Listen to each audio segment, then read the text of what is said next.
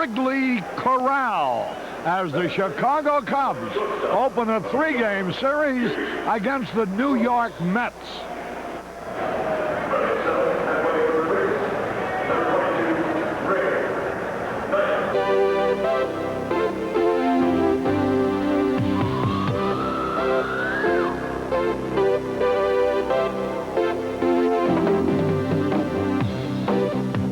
Participating advertisers in Cubs baseball are Budweiser, the king of beers. Reach for that distinctively clean, crisp taste that says Budweiser. For all you do, this Bud's for you. Your neighborhood True Value hardware stores. Your Toyota dealer and Toyota's lowest priced hardworking truck, the Standard Bed. Union 76 and your neighborhood Union 76 dealers who invite you to go with the spirit of 76. Your Chicagoland and Northwest Indiana McDonald's restaurants. It's a good time for the great taste of McDonald's. United Airlines. You're not just flying, you're flying the friendly skies. Zenith. See all the close-up action on the Smart Set by Zenith. At Zenith, the quality goes in before the name goes on. The Yellow Pages. It's the small investment that keeps your big investments paying off. And Canon. So advanced, Canon is the world's leader in 35mm photography. This copyright telecast is presented by authority of the Chicago National League Ball Club, which has the right of approval of the announcers and is intended solely for the private, non-commercial use of our audience. Any publication, reproduction, retransmission, or other use of the pictures, descriptions, and accounts of this game without the express written consent of the Chicago National League Ball Club is prohibited. If you were born between 1946 and 1960, you're part of the baby boom. You've also witnessed the birth of rock and roll. It's your music, and it's an important part of your life. The Beatles! That's why at The Loop, we haven't forgotten what rock and roll is all about.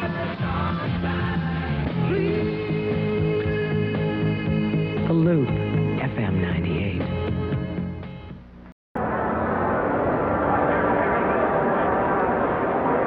Hello again, everybody. Harry Caray at Wrigley Field. I think that sign told it all. Wait till this year. Look at this, one of Dave Warsaw's pro caps. Already it says Chicago Cubs 1984 championship. The Cubs are leading by 7.5 games, the widest margin in the Eastern Division all year. And the team that's doing the chasing is here at Wrigley Field today, opening a 3-game series. Yes, the New York Mets, the last team with even an outside chance to beat the Cubs, are here knowing that 2 out of 3 won't do them any good, because then they will have gained only the equivalent of 1 game. They've got to sweep it to gain 3 full games on the Chicago Cubs, and even then they'll be 5 on the loss side behind. That's how discouraging the numbers are for the Mets. But the game isn't played by numbers here. They do that out in Las Vegas, Arnie. The game here is played on the field, and it's 9 innings usually, and whoever's got the most runs at the end of that time wins. That's the only way he wins. So throw the numbers into the ash can, but stay here at Wrigley Field for all the thrills as the Chicago Cubs take another big step today towards clinching their first championship since 1945. Can you imagine that? They're welcoming now the umpires. I'm going to have a new crew. We'll tell you more about them in a moment. I'm looking over the crowd. We have standing room only here today. It's going to be a full house. The bleachers are not jammed yet, but they're rapidly becoming so.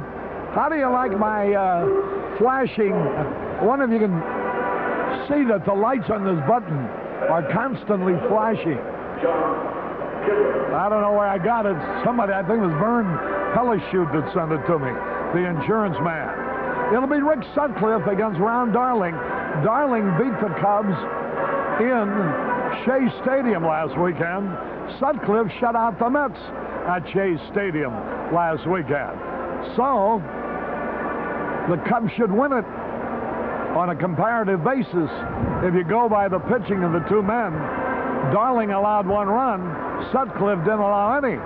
So will the game wind up with the Cubs winning 1-0? Not likely, but possible. Remember now that the Mets are here again tomorrow and Sunday, a 2:20 game tomorrow, a 1:20 game Sunday. And then, we'll be televising tomorrow as well as Sunday, and of course Tuesday, Wednesday, and Thursday. And then the Pittsburgh Pirates are coming in Tuesday, Wednesday, and Thursday afternoons. And you know, if things go right, one of those days could be the day that the Chicago Cubs clinch it all. It'll be a sweet day, and I know you'll want to be here in person. And one way to assure yourself that is to buy the ticket now and make sure that you have a ticket for either one of those 3 ball games. They're not sold out. There are good seats still available for every one of the Pittsburgh Pirate games, Tuesday, Wednesday, and Thursday. So let a word to the wise be sufficient. The pairings tomorrow, by the way, Scott Sanderson against Sid Fernandez, a hard-throwing rookie. And then in the finale, Sunday afternoon, Steve Trout against Bruce Bereni. Now, join us as we all enjoy the national anthem.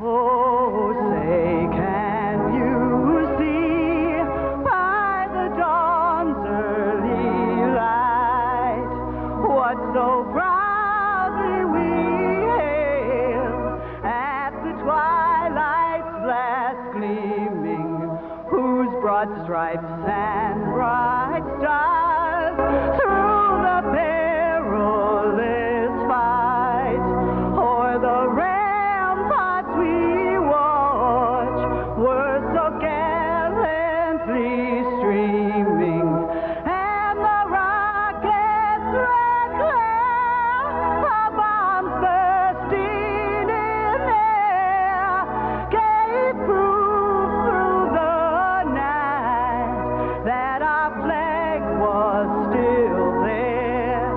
Oh, send us that star-spangled banner yet wave o'er the land of the free and the home of the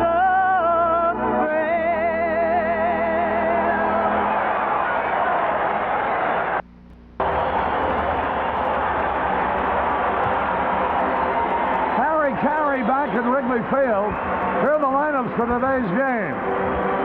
For the Mets, Wally Backman at second base, Mookie Wilson in center field, Keith Hernandez at first base, Darryl Strawberry in right field, George Foster in left field, Hubie Brooks at shortstop, Ray Knight at third base, Mike Fitzgerald, the catcher, and Ron Darling, who's 112 and lost 6, will be the pitcher. For the Cubs, Bobby Denier will be in center field. Denier in center. Sandberg will be at second base. Matthews in left field. Durham at first base. Moreland in right field. Say at third base. Davis, the catcher. Boa, the shortstop. And Rick Sutcliffe, who's 114 and lost 1, with an earned run average of 2.74. As you look at him there, will be the pitcher. The umpires in this important series, John Kibler behind the plate. Bruce Fremming at first base. Lanny Harris at second base. And Jim Quick at third base. Well, there you are. Happy birthday for Ryne Sandberg. His 25th. Hail Mary, full of grace, keep the Mets in second place. Who's irreverent? Well, it's showdown time at The old Wrigley Corral, Steve. Cubs couldn't send a better man to the mound than Rick Sutcliffe. The Cubs are 61-38 since June 1st. That's the best record in the major leagues. And one of the reasons is the fellow you're looking at right now. Sutcliffe has won 12 straight games. He sits at 14-1 overall. He's thrown very well against the Mets in New York last time out. He went 9 innings, gave up 4 hits, struck out 12, and didn't walk anyone. The umpire who was umping behind home plate said Sutcliffe had the best stuff he had seen all year. So Sutcliffe, the Cy Young Award candidate from the Cubs, goes to the mound against Ron Darling, whom he's faced 2 other times. He beat Darling once, got a no decision another time, and he's looking for his second win against Ron Darling. Well, here we go with Wally Backman to lead it off. First pitch of the ball game. Breaking ball in there for a strike ball. It's 62 degrees at game time. The wind is out of the north at 12. It's blowing in towards home plate. Sutcliffe's delivery. He was going to bunt the fastball as high. Ned Coletti of the publicity department of the Cubs came up with some interesting figures. Since the Cubs acquired Rick Sutcliffe last June the 13th, he has won 14 and lost 1. Now you might be interested in a comparison from that date with other outstanding pitchers. Since that day, Andahar has won 9 and lost 7. Gooden has won 11 and lost 3. Soto 8 and 6. Nepper 8 and 3. Necro 9 and 3. Shao 7 and 5. The pitch. Foul tip pitch. He's still alive, Backman is. They want to see the baseball. There's Davy Johnson, the manager of the Mets. In the American League, the best record has been by Bert Blyleven of the Indians. He's won 11 and 3. So nobody has come close since June the 13th to what Rick Sutcliffe has done for the Cubs. 14 and 1. Here's the pitch. Bouncing ball, Durham will field. Sutcliffe, hey, handled a low throw behind him and made the play perfectly. There's the sign of the great athlete. Leon didn't get off a good throw. It was right at the hip of Rick Sutcliffe, and you like this ball up around the letters. Take another look at it. The Bull gets it over there in time. It's a little bit behind him, but Sutcliffe rights his footwork and makes the play. Take another look at it. Rick's got it all together this year. 1 man out, and here's Mookie Wilson batting .270 for the year. Football great Mike Pyle here with a group of storage people. Boyer Company. Half of Sutcliffe's wins have come after the Cubs have lost, so he's been the stopper. He also stopped 2 4-game losing streaks. There's the pitch to Wilson, a bouncing ball to Boa. Ought to be easy. Fires in. 2 up, 2 down. There's Keith Hernandez, their best hitter. He's going to be featured on going to be one of the features on the Cubs final at 10:30 on Channel 9 tonight and every night from now through the World Series. Hernandez leads the league with 17 game-winning RBIs. He's now second in the league in hitting. He's really led the Mets down the stretch with clutch hits, a great glove at first base. And if they don't win it, it won't be because of Keith Hernandez. When Davy Johnson was asked who his MVP was, he said it's got to be Hernandez. There you get a good look at Sutcliffe out of Kansas City. There's a curveball, a little bit low. I wonder if Grandpa Bill Yearout watching the game in Kansas City today. I'm sure he must be. As his grandson, Rick Sutcliffe, pitches the most important game of his career. A little bit low, ball 2.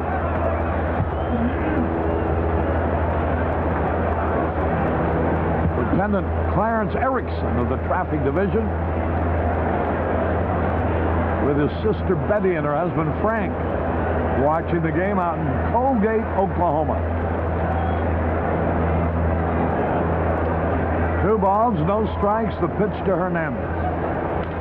There's a drive. Deep right center field will be caught. Moreland waiting.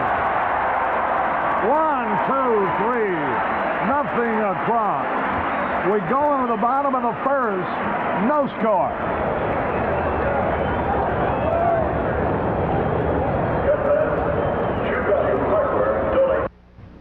The Vietnam War ended more than a decade ago, but the Agent Orange nightmare lives on. Join me, Denise Cannon, for a special report for those left living tonight at 9.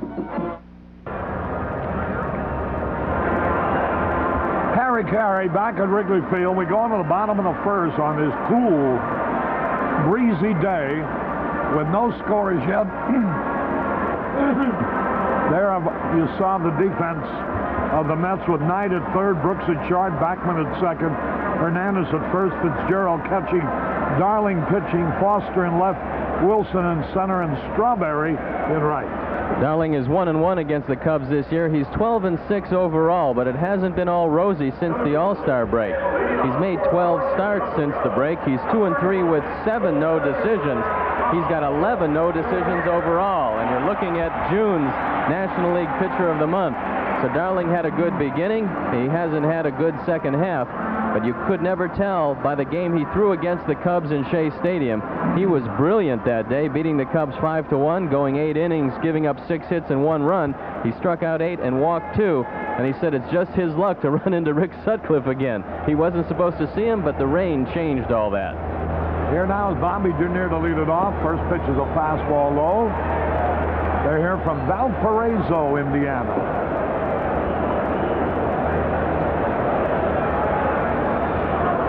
There's a strike call. And they hear from Springfield, Illinois. After one tough game against the Cubs, he said he changed his pattern in New York. He started throwing away from the hitters more. He likes to pitch inside, but that hasn't been the case lately, and you can see another fastball over the outside corner. He says he got hurt inside earlier against the Cubs, and he said all things being equal, he's got to keep the ball away. 1 ball, 2 strikes. Darling's pitch. That evens the count 2-2. Greetings to Brian McDonald, 14 years old, just starting high school. Was the Cubs honorary bat boy on the other day.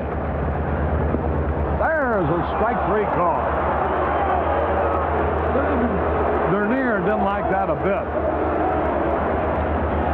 1 away is Ryne Sandberg. Take a look at it. It's a fastball down and in. It looks to be a little too down and a little too much in. But John Kibler says it's okay. Might have been okay on Mickey Rooney. Looked a little low to Bob Denier.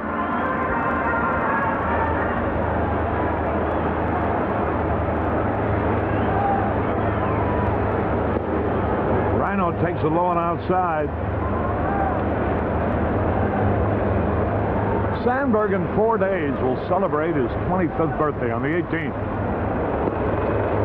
Some of the fans have a banner prematurely making him a year older. A few years from now, he won't look kindly on that. A ball and a strike. Low into the dirt, ball 2. Sandberg leading in everything, it seems like. He's also hit .290 for the year against the Mets. One of his home runs coming against them. Ground ball to the shortstop. Hubie Brooks throws to first for the out. 2 up, 2 down. When we saw Darling in New York, one of the keys to his success was staying ahead early in the ball game, and you can almost chart Darling's success by the first couple of innings and look at the counts that he has. If he's 0-2 and 1-2, he's liable to have a pretty good ball game. This is a pitcher's day. The wind is blowing in from center field. If he gets behind, it's going to be a tough day for him. So watch the counts and you'll know how Ron Darling will do today. Here's Gary Matthews, who's hitting .439 against the Mets. .295 all told. First pitch is high. And since the Cubs have been vying with the Mets all season long, that'll give you an idea about the SAR. Ball is outside. Well, I ran into a fan on the street last night. He described himself as a born-again North Sider. After being a Sox fan for 20 years, he says he's a born-again North Sider now. Here's the pitch, and it's a strike call. 3-1. Gang here from 3 young men from Erie, Pennsylvania. Swung, and he missed. The count is full. That's Father Mitchell country out there in Erie, PA. Shot him out, and Darling breeze through the first inning. Matthews tried to check his swing, but he had gone around. So he went to 3-0 and then struck him out. At the end of 1-0 score.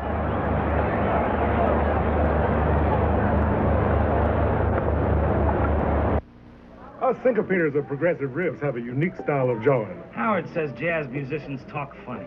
And after a gig, I finger pop with a light beer from Miller. After playing, Howard enjoys a light beer. Light is super cool and a breeze on the calories, you dig. Light is less filling, with a third less calories than a regular beer. And the taste, Howard? Oh, man, it's Obop Shaban. It's lay down, break down, birdie on the hot side of town. He likes it. Light beer from Miller. Everything you always wanted in a beer. And less. Harry Caray back at Wrigley Field. Roger Ebert and Gene Siskel reading from left to right.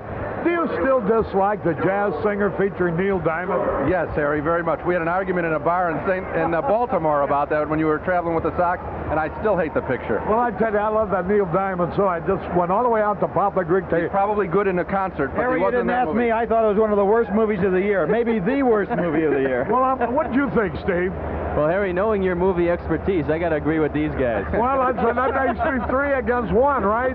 Hey, listen, tremendous congratulations. I understand you've been nominated for a National Emmy. Yeah, we're going to be out in Los Angeles on Sunday night for the award. We're up against a pretty big competition, though. I don't know if we have a chance or not. Oh, I think you'll win it. Well, we're up against Barbara Walters and Bill Moyers and people like that, so we'll see. I'd rather be up against the Mets. Hey, thanks for stopping by. Our pleasure, Harry. Thanks a lot, Harry. On that Emmy. Okay. See you in October. Okay, Gene Siskel and Roger Ebert, the great movie critics, who I never agree with, by the way. A ball and a strike. Well, it's just like baseball. Gene and Roger, nobody ever agrees on anything. That's why it's interesting. Yes, you're right, Harry. Thanks a lot.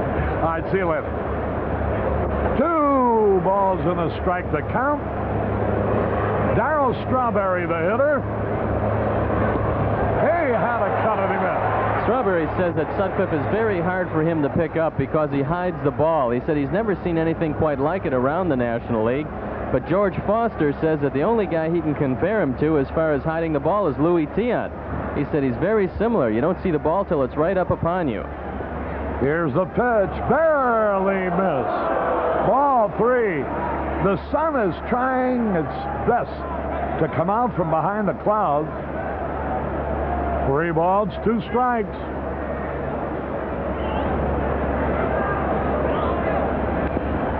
Boy, curveball, and he fouled it off. The PA announcer, Walt Jacobs' daughter, Kim. Everybody wishing a quick recovery as she's just been released from the hospital. 3 balls, 2 strikes.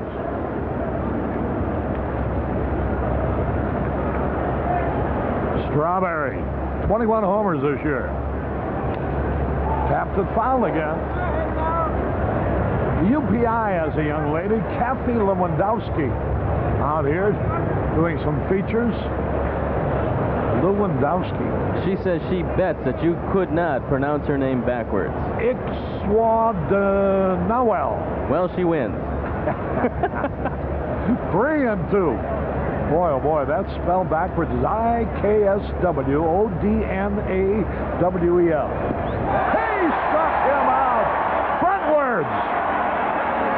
Good curveball on 3-2. You can tell the confidence that Rick Sutcliffe has in his breaking pitch.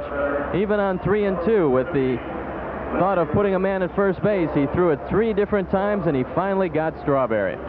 You know, I hope you people saw the inaugural show of Cubs Final, which will be on Channel 9 at 10:30 every night from now through the World Series. If so, I'm sure Rick Sutcliffe made a tremendous impression on you. And Dallas Green's summation of his qualities made a great... There's a drive hit by Foster in the center, going to be caught. Denier!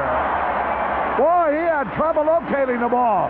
The sun is not really out, but it's not really in either. It's sort of in between. I think he's coming in to get his sunglasses, Harry. He didn't pick this ball up right away. You can see the catch wasn't too sure, but he did make it. And he is taking the long trot in from center field to get his sunglasses. Take another look at it.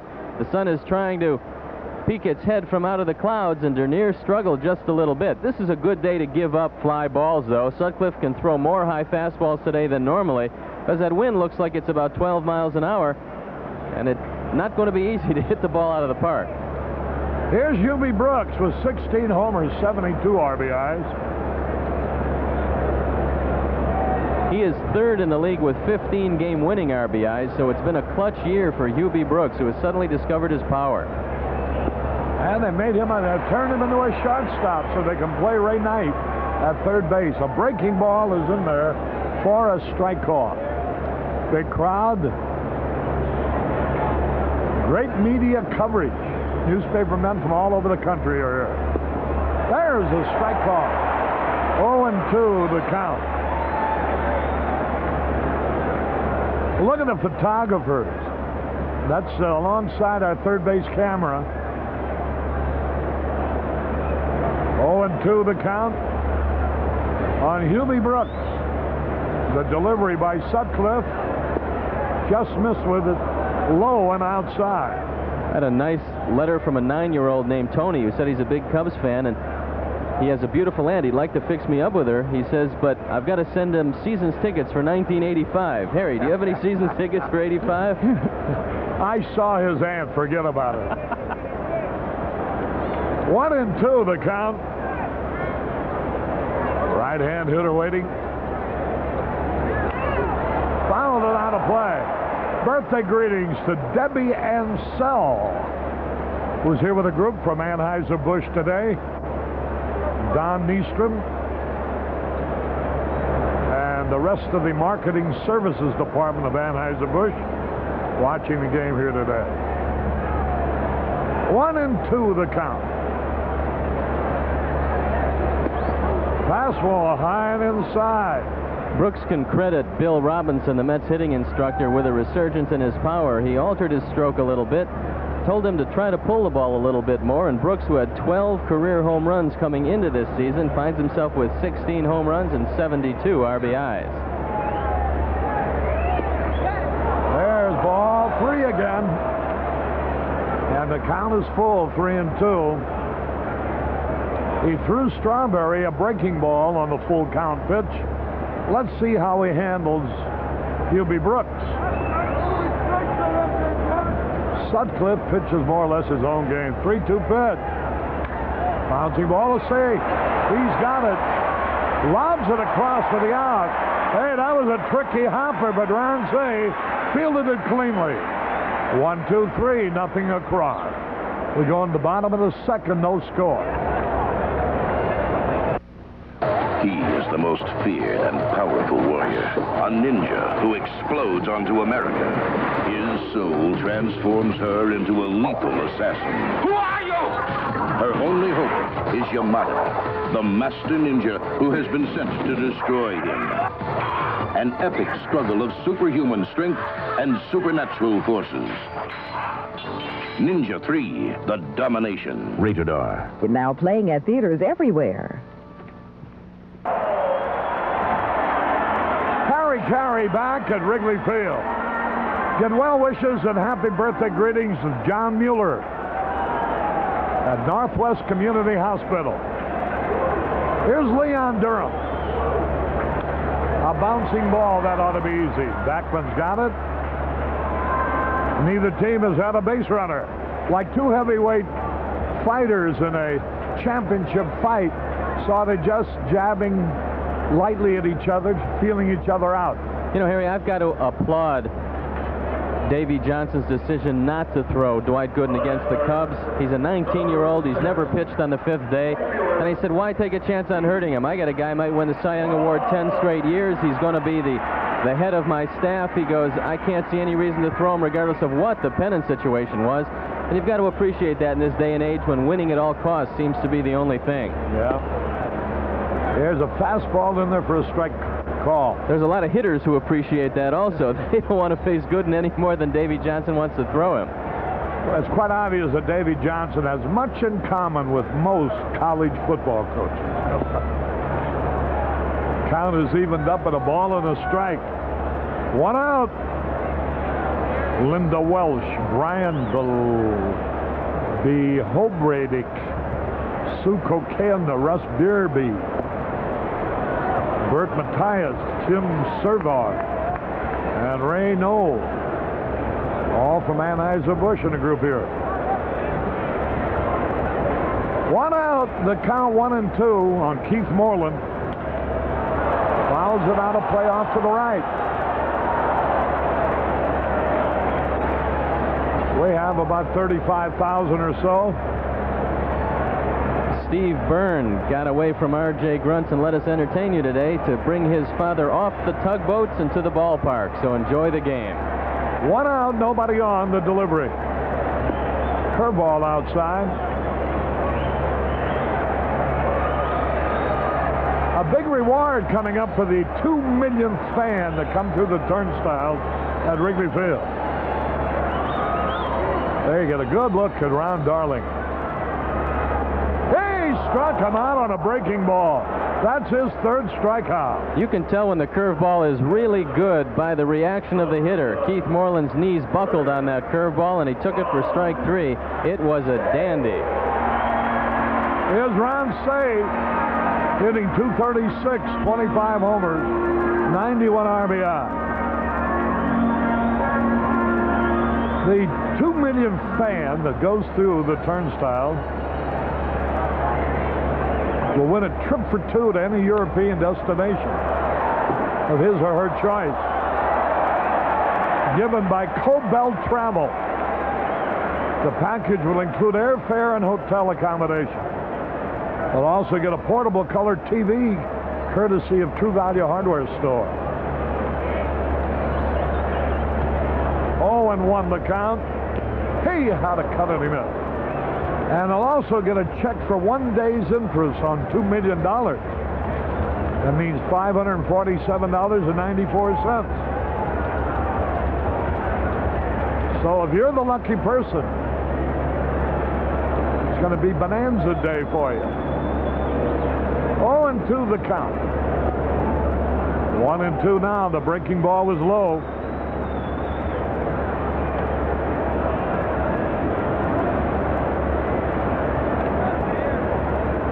Two men are out, nobody on the pitch. Curveball low and away. Speaking of True Value Hardware, Ed Langto out here today with Harry Adams and also Pat Summerall, the fine sportscaster of CBS. 2-2 pitch. A little tap on the ground coming up. Hubie Brooks throwing in time for the out. I don't know whether Darling deflected that ball or not. 1, 2, 3. At the end of 2 innings, neither team has a scar on their face.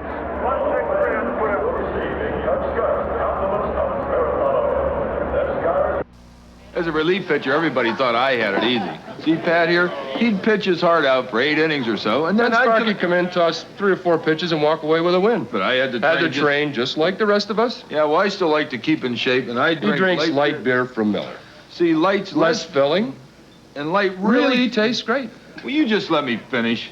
Why? You never let me finish. Light beer from Miller. Everything you always wanted in a beer, and less. Let me finish that for you, Sparky.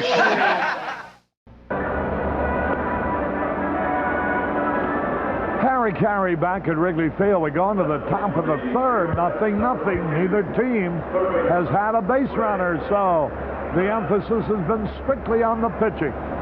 Talking with Davy Johnson, he was talking about the Cy Young Award, and he really feels that Rick Sutcliffe deserves it. And I asked him, what about his guy, Dwight Gooden? And he said, hey, let him have something to shoot for next year. He goes, he's probably going to win Rookie of the Year. I don't want him to have everything this year. You got to have him have some goals later on. And he said he'll have a Cy Young Award before it's all over. That type of pitcher is about once in a career for a manager. There you take a look at Davy Johnson. Here's Ray Knight to lead it off. He's 0 for 11 against Cubs pitching as a member of the Mets. The pitch. Curveball low and outside.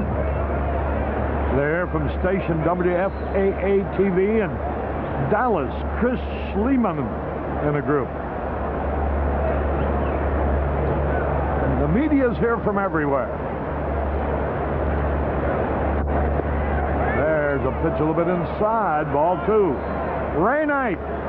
Knight was ecstatic to get over to a team in a pennant race. He felt that he's got a chance to play now. The Mets inserted him immediately at third base, moving Brooks to shortstop.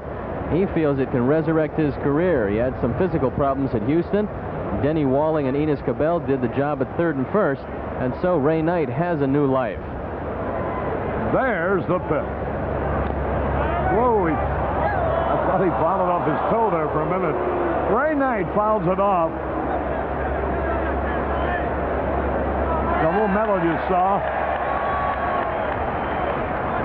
a little locket-like, was given to him by his wife, Nancy Lopez, the great golfer. There's a drive, come on, wind. Yeah, easy out. Denier is there. The wind is blowing directly in. That ball on another day would have been out of here. You can get away with some mistakes today that you wouldn't ordinarily. And Rick Sutcliffe does normally throw high fastballs, so if he keeps them in the top of the strike zone, it's going to be difficult unless they're pulled down the line to go out of the park. Usually you can judge a pitcher's effectiveness by how many 2-0 and 3-1 pitches he has to make.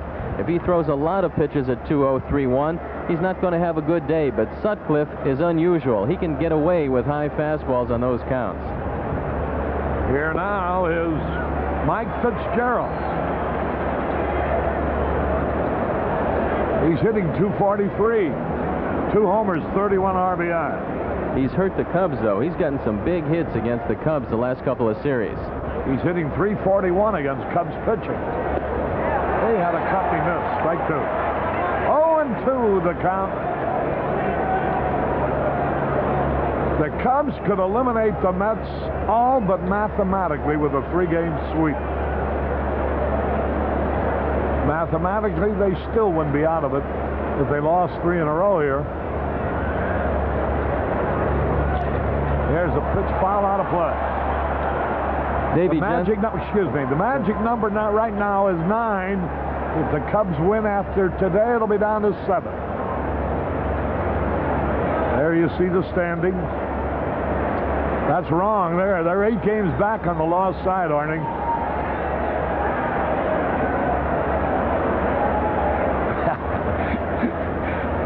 No wonder your horses never win. The curveball just missed. What'd you get in arithmetic in school, Arnie? 1-2 the count. Davy Johnson said he's going to have to manage this game like it's the World Series. He realizes if they lose today, you can pretty much forget about it, barring a miracle.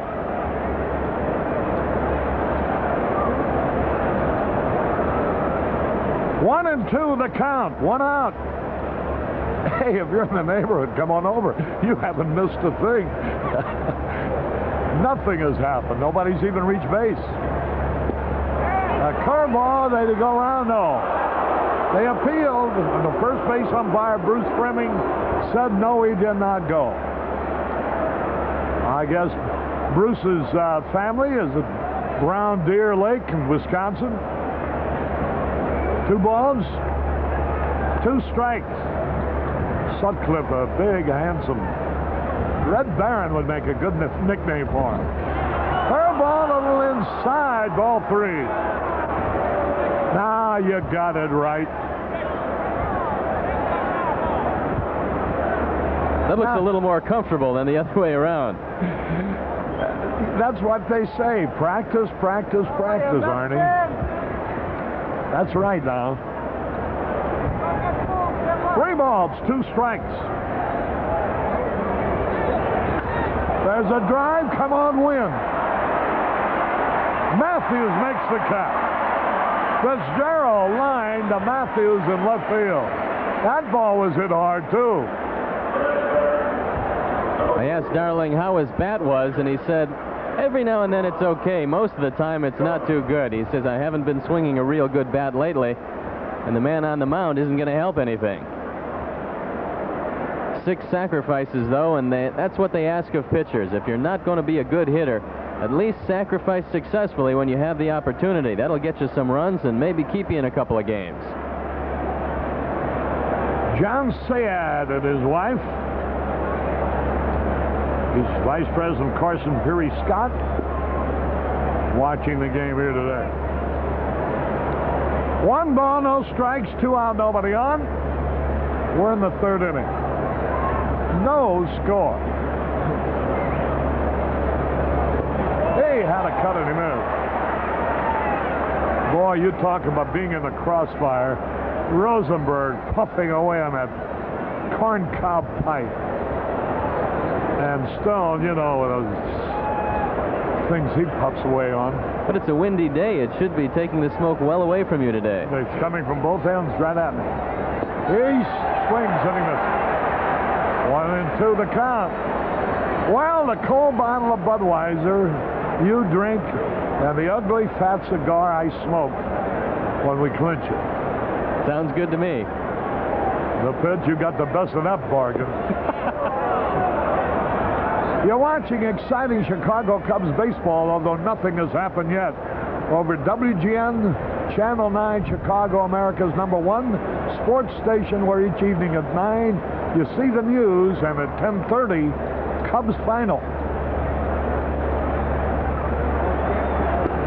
Strike him out. That's the 2nd strikeout of the day, 9 in a row, retired by Sutcliffe. We go to the bottom of the 3rd, no score.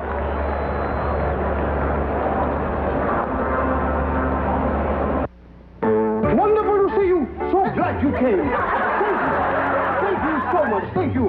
Benson begins Monday night at 6:30 on Channel 9.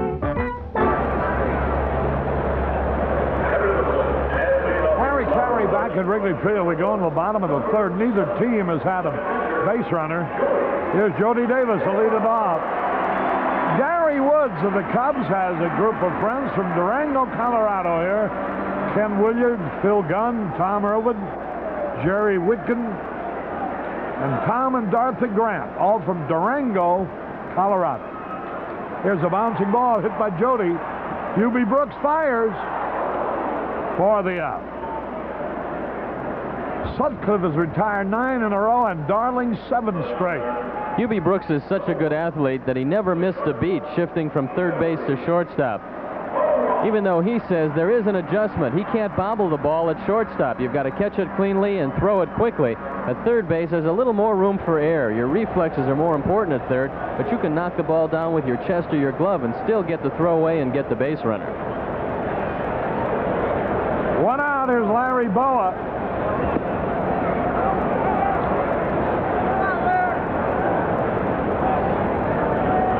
Hitting .215, hitting only .121 for the year against the Mets.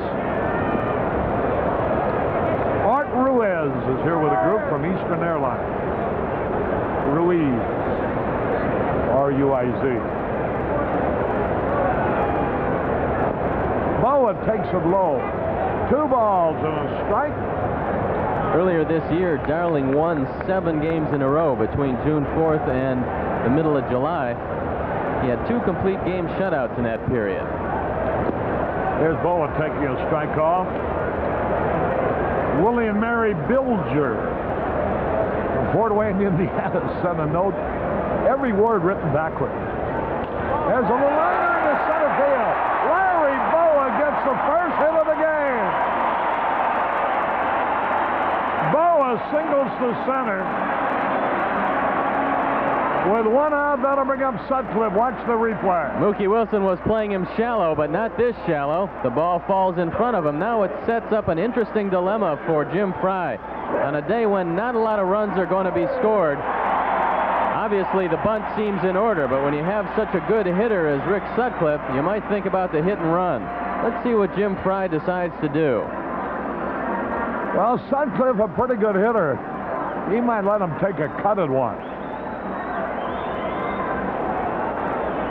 Sutcliffe using his Sutcliffe Slugger's bat.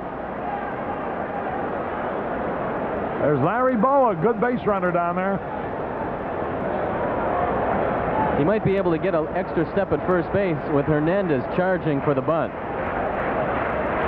He was going to swing. The pitch is low. Ball one. There's Jim Figs, president of the Cubs, and Pat Summerall. There's Pat right there. A couple ex-football players. Figs now the president of the Cubs, Pat Summerall. Spokesman for True Value Hardware, as well as great sports announcer for CBS. Featured on so many different sports. Ball too low and outside. Sutcliffe takes a look at Don Zimmer. If Sutcliffe pulls a ball, you're going to see how good Keith Hernandez's reflexes really are, because he's in about 60 feet from home plate. The Red Baron up there. Hey, had a rip at that. But he missed. I like the way Jim Fry plays baseball. This is a very important game. But no wonder this ball club always is so loose. I think he's going to bunt on this pitch, Harry. Yeah, he's going to give him his chance at one swing. Now he's going to swing again and fouls it back. 2 balls, 2 strikes. 1 on, 1 out. You know, a lot of managers create so much tension all the time. Fry approaches it just the opposite. Why worry? Tomorrow's another day. Go on, have some fun. 2 balls, 2 strikes. But don't ever think he's not a good disciplinarian, too. Now the delivery. Wide. Ball 3. 3 balls, 2 strikes. I think he's got to send Larry Boa on this one, trying to stay out of the double play. Sutcliffe usually makes some contact, so let's see if Boa's off with the pitch. Whoa, almost threw it away. Good play by Hernandez.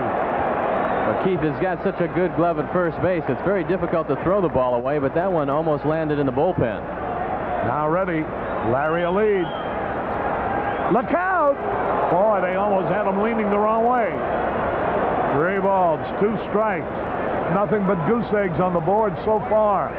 Boa became the first base runner of the day when he is singled with 1 out. 3 balls, 2 strikes. There he goes, ball 4. Sutcliffe gets a base on ball. Listen to the crowd now.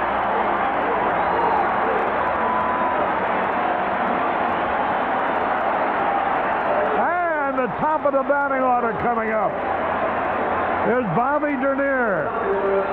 That's why the pitching coach of the New York Mets, as well as Davey Johnson, Mel Stottlemyre, has to have patience, because young pitchers are going to make mistakes of inexperience, and walking the pitcher to put the go-ahead run on second base is just one of those mistakes.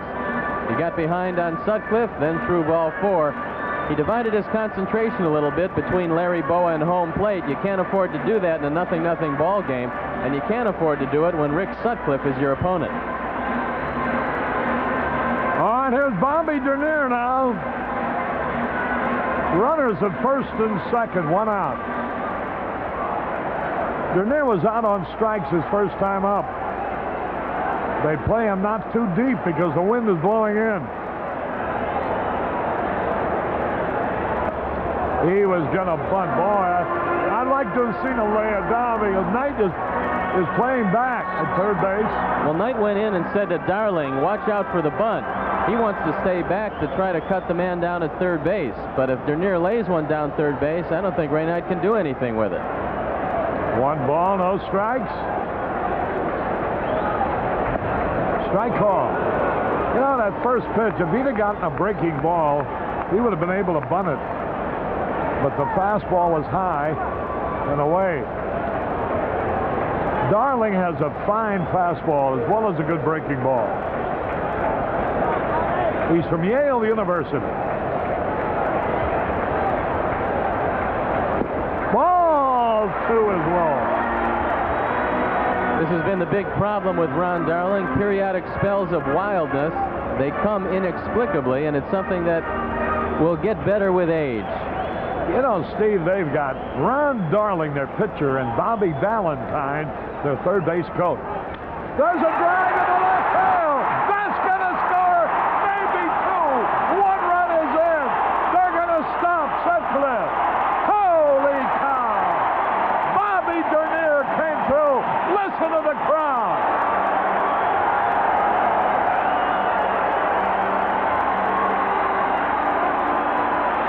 RBI number 31 for Denier. Darling got behind, had to come to him with a fastball down the middle, and Denier deposits it in left field. Foster makes a good barehanded play to hold Sutcliffe at third base. And now Davy Johnson is out on the run to talk with his young pitcher, who has suddenly fallen on hard times here in the third.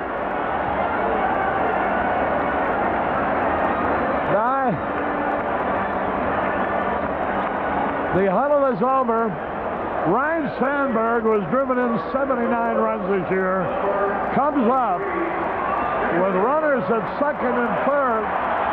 He's got to walk him, Harry. They're going to walk him intentionally. Absolutely the move to make. I couldn't believe they would throw to Sandberg, but I guess they are going to. Oh, they're going to pitch to him. I thought his catcher looked like he was going to step out. Here's the pitch. Swung at a breaking ball. I think he went out there and said, throw him nothing but breaking balls. If you walk him, so what? First base is open anyway.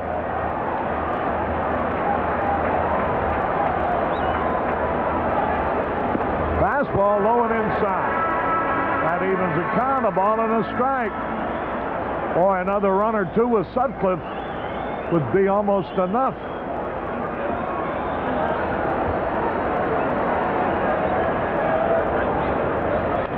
Fouled it out of play.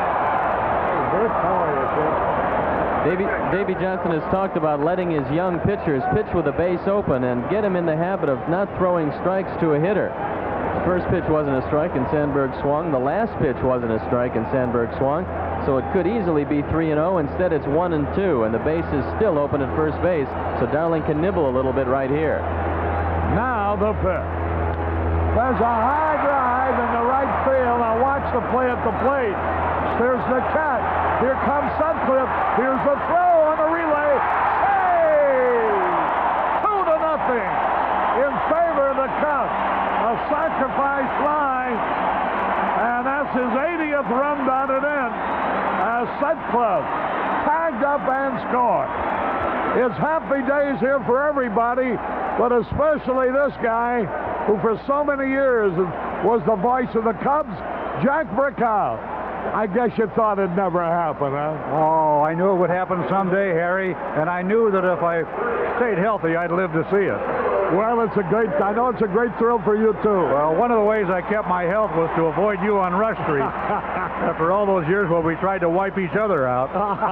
Good to see you, Jack. Oh, great. Keep up the great work, you and Stevie and all of you guys. Thank you very much. And Lou and Vince and Rosie and Artie, all of you. All right, buddy. Jack Brickhouse visiting with us here on the booth. The score 2-0. The Cubs are leading. Trying to reduce the magic number to 7. Denier down the line. Pitch is low. 1-1 the count. All this started with 1 out and from an unexpected source. Nobody had reached base. Larry Boa, hitting only .121 against the Mets all year, picked this time to deliver a single to center. That started it. Then Sutcliffe walked, Denier doubled in one. A sacrifice fly by Sandberg, his 80th run batted in, and now the count on the Sarge is 2 balls and a strike. You've got to watch that low breaking ball. Denier coming down the line at third. Here's the pitch. Ball 3. Denier quite out obviously is affecting him because Darling really sharpened up his delivery. He thought he was coming. Denier was a third of the way down the line when Darling finally picked him up out of the corner of his eye. 3-1 pitch.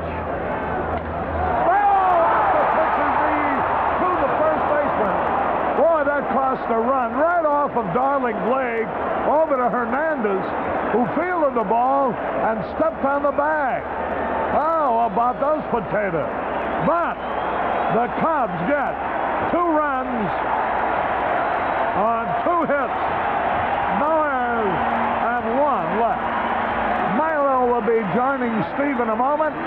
Harry Caray from Wrigley Field. At the end of 3, the Cubs lead 2-0.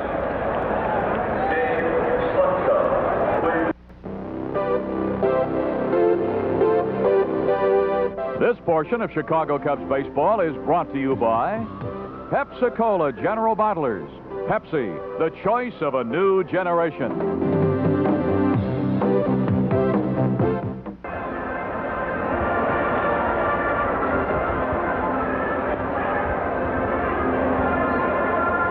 We're going to the 4th inning. I'm Milo Hamilton now, joining Steve Stone as we go to the middle of this one. And once Darling got in a little trouble, the Cubs made the most of it. I think he might be hurt, Milo. He went in and sat down in the dugout, and everybody was concerned over that shot he took in the leg.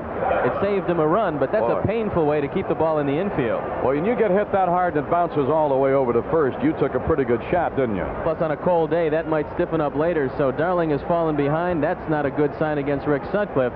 Sutcliffe, who has retired 9 straight men, is coasting along, and a lot of times this year, 2 runs is all he needs.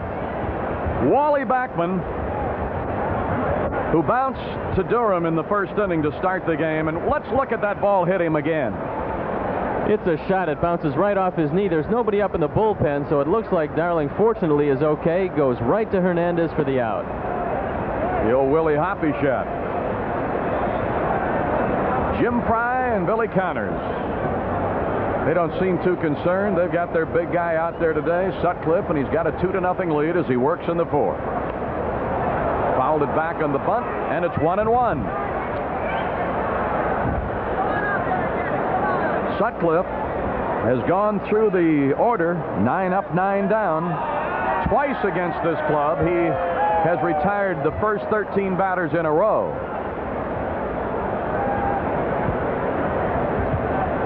Calls pretty much his own game. Bounced foul down the right side. Probably shakes off Jody as much as the rest of the staff combined.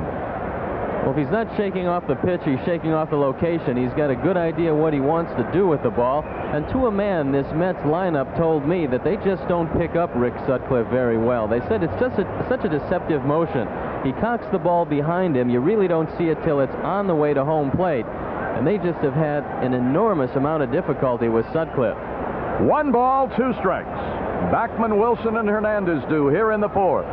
Cubs picked up a pair in the 3rd, lead it 2-0. Sutcliffe trying to win his 15th as a Cub. Amazing.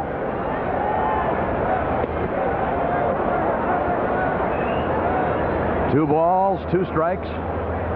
Backman hits through the middle a lot, so Larry Boa should be shading him up the middle. That's what he works on in batting practice. He tries to hit the ball right back at the screen. 2-2. Sutcliffe ready, kicks and fires, and that will make it a pull. Big Frank Howard, who was the manager of this club a year ago now, and then they kept him on as a coach. And when Johnson gets an early gate, he runs things yet. Sutcliffe and Howard ever decide to do a little barnstorming in the winter, you wouldn't have to look for a forward. You'd have them both. 3 balls, 2 strikes. All right, let's see what he does with a payoff here.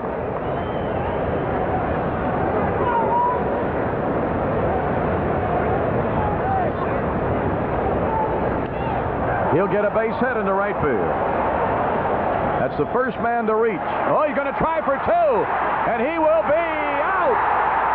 Moreland fired it right on a dime to Boa, put it right on him, and Wally Backman, trying to stretch it, gets nailed.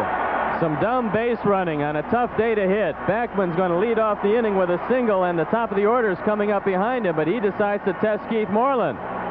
Well, Moreland passed the test, but Backman failed it. The tag by Larry Boa, the call by Lanny Harris. Watch it again. Sometimes aggressiveness doesn't pay off, and this is one of those times. All right, here is Mookie Wilson. One of the old stories, you admire his hustle but question his judgment. That's a good line. I like that. I'm going to use that later on when you're not here. You better use it now.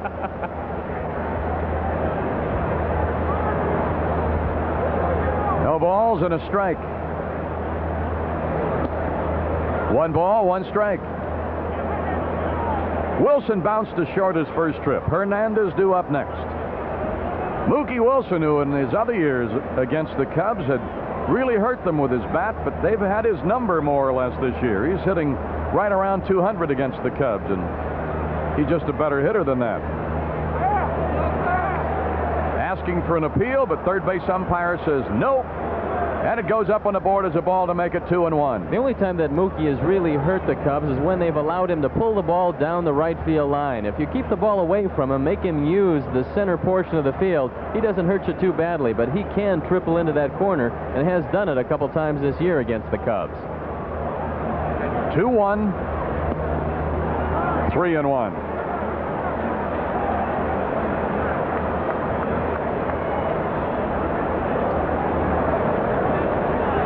Rick Sutcliffe working with a 2-0 lead. There's nobody on behind him right now with 1 out. Top of the 4th inning.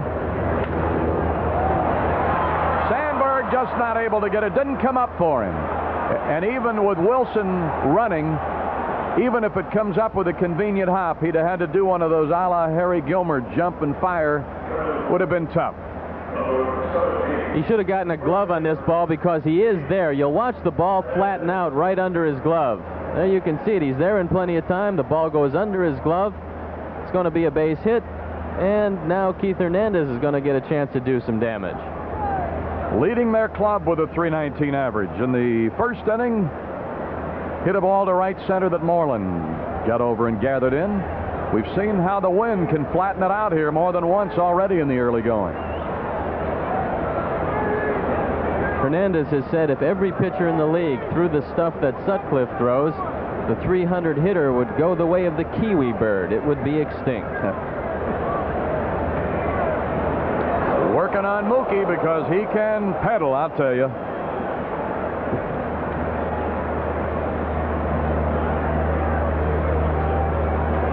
Still no count to Hernandez. Wilson's got 42 stolen bases. He's been thrown out 9 times. 1 ball, no strikes. Now you can see that Backman base running mistake really cost the Mets because there'd be runners on first and third with nobody out and their best clutch hitter up. Instead, 1 out and a man at first. Durham holding against Wilson. Pushes him back, not close. With all the bases they have stolen, and they've stolen 137, just 2 less than the Cubs. But they haven't done it against Chicago. They've stolen a total of 3 all year against the Cubs. Hernandez 1, Wilson 1, and Strawberry 1. You'd figure accidentally they'd have 10 or 12. If they could run like Andy Papko, they'd have a dozen easy. What do you say, big guy? Throw over.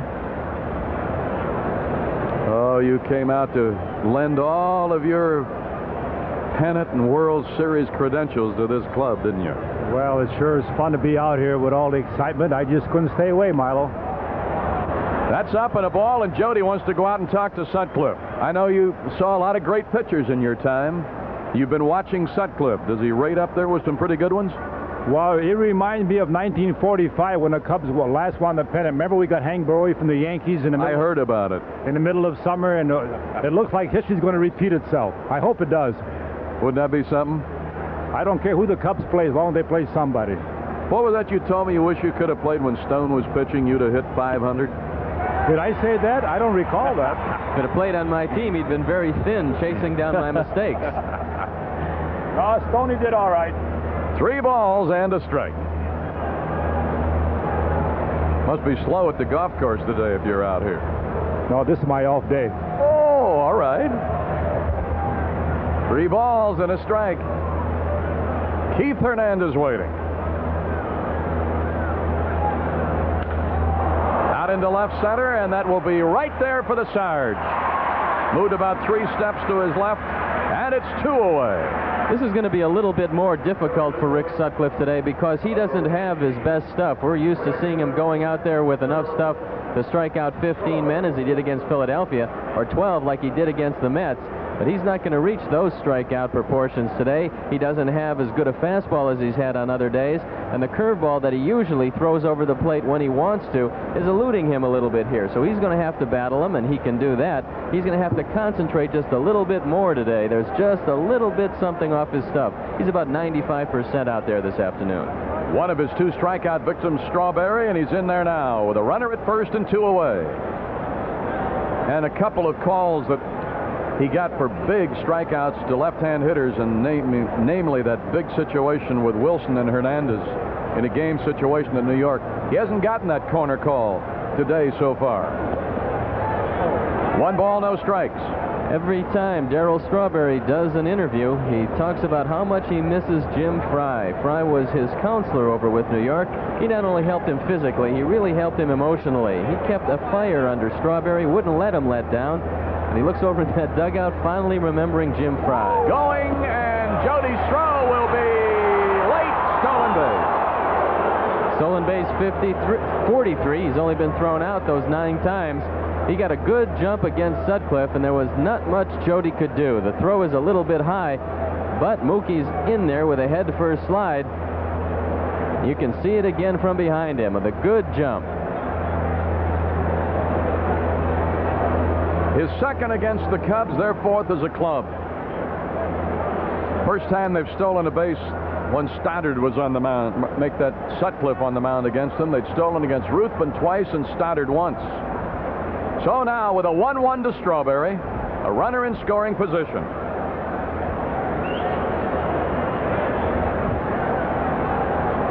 Sutcliffe trying to protect a 2-run lead. 2 balls and a strike. Ironically, if there is one Achilles heel for their fine young rookie, Dwight Gooden, it's holding men on. He can't do it. The league is running on him at will. But unfortunately for the rest of the league, they can't get on base often enough to really hurt him. He's going to go to instructional league and work on his move to first. Well, to bear that out in his starts against us, when he was on the hill, the Cubs stole 11 times. I think they've stolen 37 out of the last 37 chances against Gooden. Bouncer, big hop for Rhino, and the side is retired. Strawberry out. Sandberg to Durham. No runs, 2 hits. No errors. And 1 man left. Middle of the 4th, 2-0 Chicago.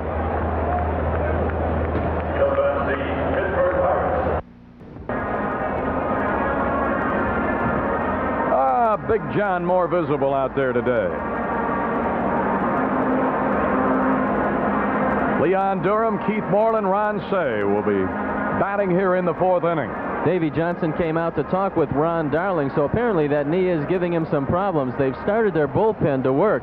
In case Darling, it looks like Brent Gaff, and that's who it is, in case Darling should have some problems this inning. But that's something that will stiffen up on you as he goes along. That was a 1-hopper right off the kneecap, and that's going to cause him some problems. Here is Durham. He bounced to second in the 2nd. I'd like to have you reflect on a ball hitting a player like that when we have some time here. That is a ball. I've seen pitchers get hit like that, and it ended up being really serious, but they went on and made the play and then maybe collapsed or got back into the dugout. What is it that makes you go get that ball? Doesn't the injury set in, or what is it? The guy's hurt you, and the last thing you want is for him to get a base hit and gloat at you from first base. It's a strike, and it's 1-2. As long as he's going to bounce one off your body, you might as well throw him out and then worry about it. But it's just reflex, Milo. You're taught to go get the ball, and that's exactly what Darling would have done. But for him, fortunately, it bounced right to Keith Hernandez. They've just had the report from the Met trainer that it did hit him below the left kneecap, you know, a couple inches higher, then it could have been trouble. Wilbur Wood lost a great deal of effectiveness after LaFleur hit him on the kneecap. Lined foul. Oh, that baby was hit so hard it hooked. A pitcher can't protect his legs at all. The good reflexes really come into play above the knee. But a lot of pitchers will get hit right at the knee and below, and the ball just comes back too quickly for a pitcher to react. Also, he will feel it every time he strides. A let up, and it'll take it right out. Wilson fell down, but on his knees made the catch. Durham almost got fooled with a let up, and watch what Wilson does at the end. Outfield is wet. You can see the rain yesterday has really made it treacherous, and now Mookie Wilson does an unintentional basket catch out there. His feet go out from under him, but he has the presence of mind and concentration to stay right with it, and he makes a very good catch in center field. Davey Johnson, who in his interviews last night when they arrived knows the importance of today and this weekend better than anybody. 1 ball, no strikes. Nothing less than a sweep for them would really do them any good. 2 balls, no strikes. He's not throwing the same, Milo. He looks to be standing straight up. I think there's a little bit off both his breaking ball and fastball. I don't know how much longer he's going to be able to go in this one. Ball 3. Yeah, you're right. He's just not coming down. No, he's like he's got an ironing board on his back. And don't forget, when you alter your motion to protect a leg injury, you're doing a lot of damage to your arm. Now, he's a valuable piece of property for the Mets. I don't think they want to risk an injury to Ron Darling. Got that? Oh, Moreland taking a step or two, but Kibler says not yet. 3 balls and a strike.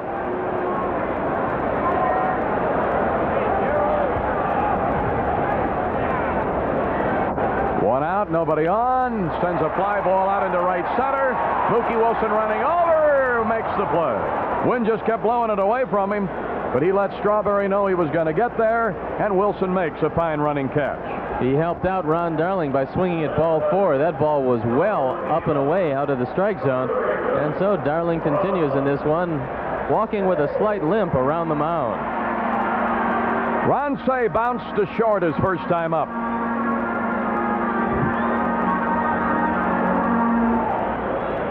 The hits are even at 2, but the Cubs lead 2-0. High pop on the left side. Who's going to take charge? Wally Backman does.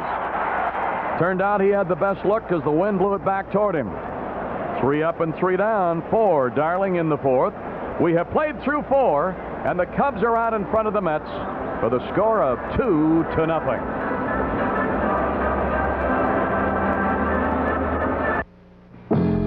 One of Chicago's favorite cops is Barney Miller. Just want to keep everybody in a good mood. I don't know cops make that kind of money. We're very good cops. I fell in the sewer. Yes. Gotta have a sense of humor in a job like this. Yes, sir, I definitely can keep it to myself. Bernie Miller returns Monday night at 6 on Channel 9. We're moving to the 5th inning at Wrigley Field. Milo Hamilton with Steve Stone in the WGN television booth. And so far, the Cubs have a lead for Sutcliffe. George Foster, Hubie Brooks, and Ray Knight will be batting here in the 5th. Foster says it's a gratifying year for him after leaving those glory years with Cincinnati, coming over now. And he says, unlike Cincinnati, where they're trying to rebuild a winning tradition, he says the Mets really have to start from the ground up. He goes, after the glory years of 69 and 73, nobody's really left. This team doesn't know how to win yet, but he thinks they're getting there. He thinks this is going to be a good team in years to come. And the first pitch to him here in the 5th is a ball. Leon Durham must be playing 30 feet off the first base line. If he hits it down there, Bruce Fremming is the closest to the ball, and he's not going to make the play. Breaking pitch, and it's 2-0. George has always been pretty much of a dead pull hitter. There you can see Durham well away from the line. This year, George has changed a little bit, though, and he's hit a lot of balls between the first baseman and second baseman. So Jim Fry has a new defensive alignment for him. Let's see if it takes away that opposite field stroke of Foster's. The 2-0, and starts the breaking ball way inside and gets the corner, and it's 2-1. Remember, tomorrow is a later start. 2 o'clock for the leadoff man on Channel 9. And it'll be Scarf Day tomorrow. Maybe it's a day late. Almost need one today with that wind blowing. Yes, he went. And it's 2 balls and 2 strikes. Foster leading it off in the 5th. They have 2 hits, Backman and Wilson, back-to-back in the 4th inning. But fortunately for the Cubs, Backman made a running judgment error and was thrown out trying to stretch a pop-fly single into a double. Down the right side, that's going to drop. Moreland's going to have to come way over near the line. Foster will turn, but he won't challenge Moreland. And he's on with a leadoff single. George wasn't dissuaded with Leon Durham off the line. He just went that way and hit over the head of Leon Durham. It's off the end of the bat, but it's effective. And Keith Moreland, getting to the ball in a hurry, took the double away from George Foster. Watch Moreland come over. Now he does a 360 and fires it into Larry Boa. George, realizing he's not Carl Lewis, stays at first base. Brings up Hubie Brooks. For the fans here today, getting a chance to see him for the first time as a shortstop, and he's just shown you that he can make all the plays.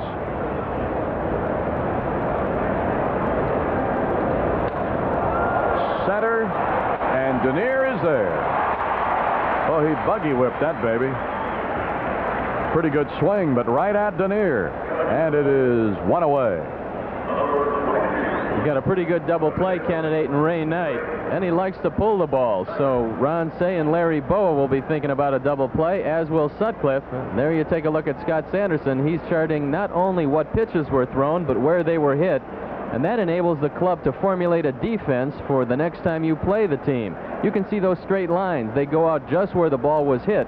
They'll make a chart in the offseason. They'll figure out where the guy hits the ball the most, and that's how the defensive alignments come about. They're going to start their bullpen again. With this chill in the air today, that knee of Darling's may be stiffening up. Inside tonight. They're also getting down where it's a possibility that Darling could come to bat this inning, so you look at Brent Gaff one more time. 1 ball and no strikes to Ray Knight. Lined out to center in the 3rd.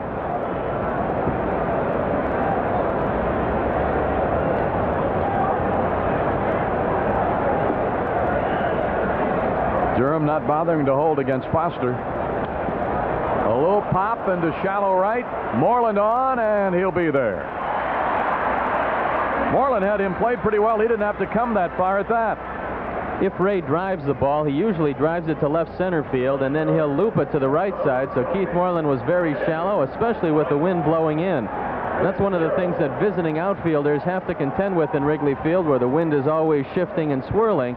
You always have to throw up some grass between innings. You never really know which way the wind is going to blow down on the field. And a lot of times, visiting outfielders are fooled. That's one of the home field advantages.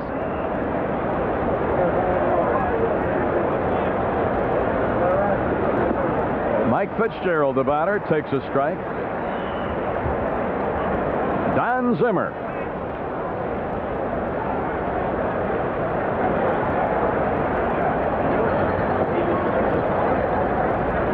And 1, 2 away. Fitzgerald trying a little surprise party with Say playing back, but he comes up empty. Milo, make sure that the man in the booth now always sits down, because this booth was not made for him. Artis Gilmore is here. He found out about that money was passing around the other day with Michael Jordan. He says, they're going to start putting basketball players on these games. I'm coming out. A friend of mine sat behind you the other day down there, Artis. He said he hasn't seen the game yet.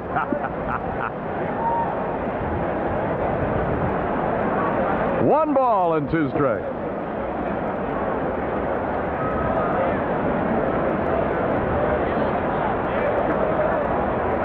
Foster first, 2 down.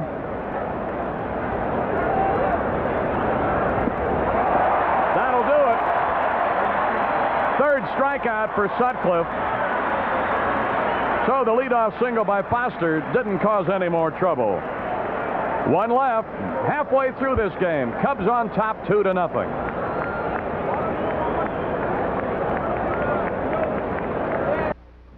Some make greatness look simple, like the great Gretzky and Canon's new vision of photography, the inspiring T70. With the pure agility, the complete versatility of touch button control and 3 distinct program modes.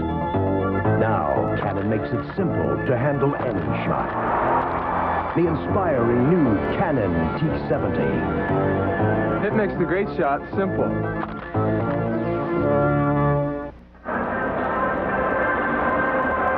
Our game is moving to the bottom of the 5th. We've got Jody Davis, Larry Boa, and Rick Sutcliffe due against Ron Darling. He's not walking on that leg right yet. No, and I think this is going to be his last inning. I believe that they're going to pinch hit for him. I know he's a great competitor, and he really wanted this one today. There you can see one of the better seats in the house, the mobile unit. Jody Davis in the 3rd inning started it off by bouncing to short, but then Boa got a hit, and the Cubs ended up getting a pair in the inning.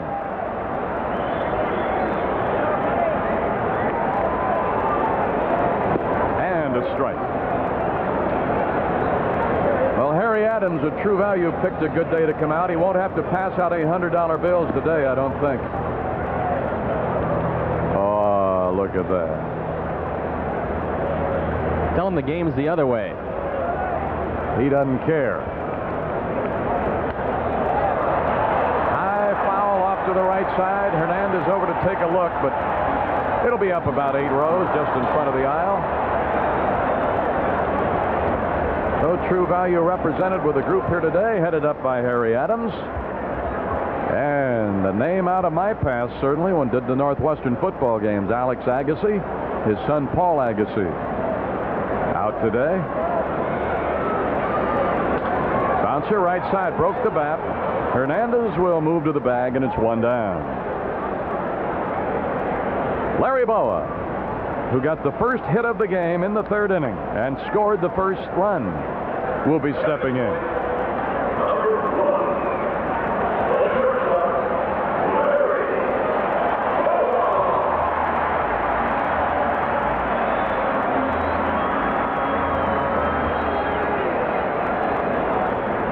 Batting with nobody on, and 1 away, and looks at a strike. Cubs getting both of their runs in the 3rd inning. Boa singled, Sutcliffe walked. Denier doubled. That got Boa home. High bouncer second. Great big hop to Backman. Easy play, got him, and it's 2 down. Then Sandberg got a fly ball deep enough to right. Strawberry played it, but it was a sacrifice fly, got Sutcliffe home. So if you're joining us a little late for one reason or another, that's the way the Cubs have moved to a 2-0 lead. And a big hand now for Sutcliffe. The appreciative fans around the ballpark realize what this big guy has done this year. If you take away just half his wins, we're looking right in the face of the Mets. That's exactly right.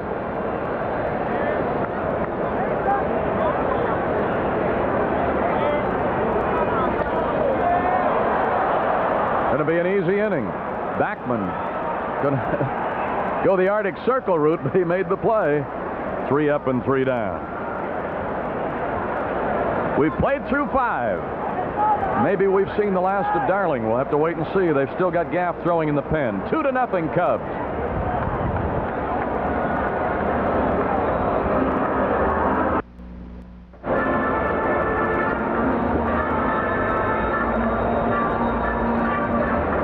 The 6th inning.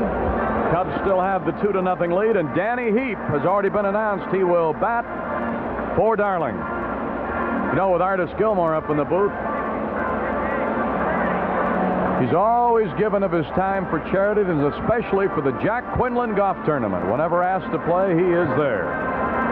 I hope they'll have his new clubs ready in time for him to play next year. He had a freak accident, I guess, lost in transit on a flight from Hawaii. Imagine how long it takes to make special clubs for artists.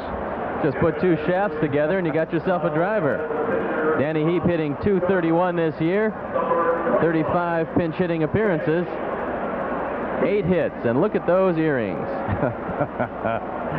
Pitching line on Darling. 5 innings, 2 hits, 2 runs, 2 earned runs, 1 walk, 3 strikeouts. So Danny Heap, a .231 hitter with 1 homer and 10 RBIs. Against the Cubs, he's been limited to 1 hit in 18 at-bats. 1 ball, no strikes. You can close the book on Darling. 5 innings, 5 hits, 2 runs, 1 walk, and 3 strikeouts. Ordinarily, those are pretty good statistics. When you're up against Rick Sutcliffe, they don't look too good because you're looking up at a 2-0 score. Center field, Denier might move a step. 1 out. 1 up and 1 away in the New York 6th. Yes, tomorrow is Scarf Day, and Sunday, the chicken will be here. After the Mets leave on Sunday, Monday's an open date. Chuck Tanner brings the Pirates in Tuesday, Wednesday, Thursday, and after that, only the Fan Appreciation Weekend remains at Wrigley. And if we happen to bolt this one down today, you got to start thinking about maybe sometime during that Pirate series, clinch. That's a strike. And you'd want to be here for that, wouldn't you? Oh, I'd love to be. 0-1 to Wally Backman. He had a hit in the 4th inning. Was out trying to stretch it into a double. Shows bunt, lets it go by. 1 ball, 1 strike.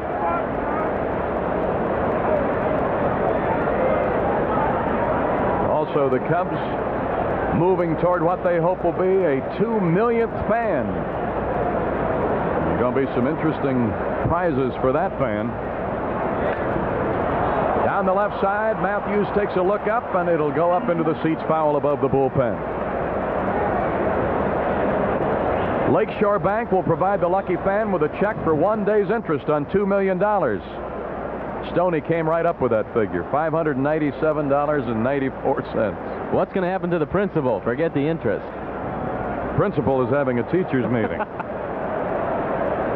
And if the Cubs were to win the playoffs and World Series, the fan would receive a total of $4,383.52. 2-2.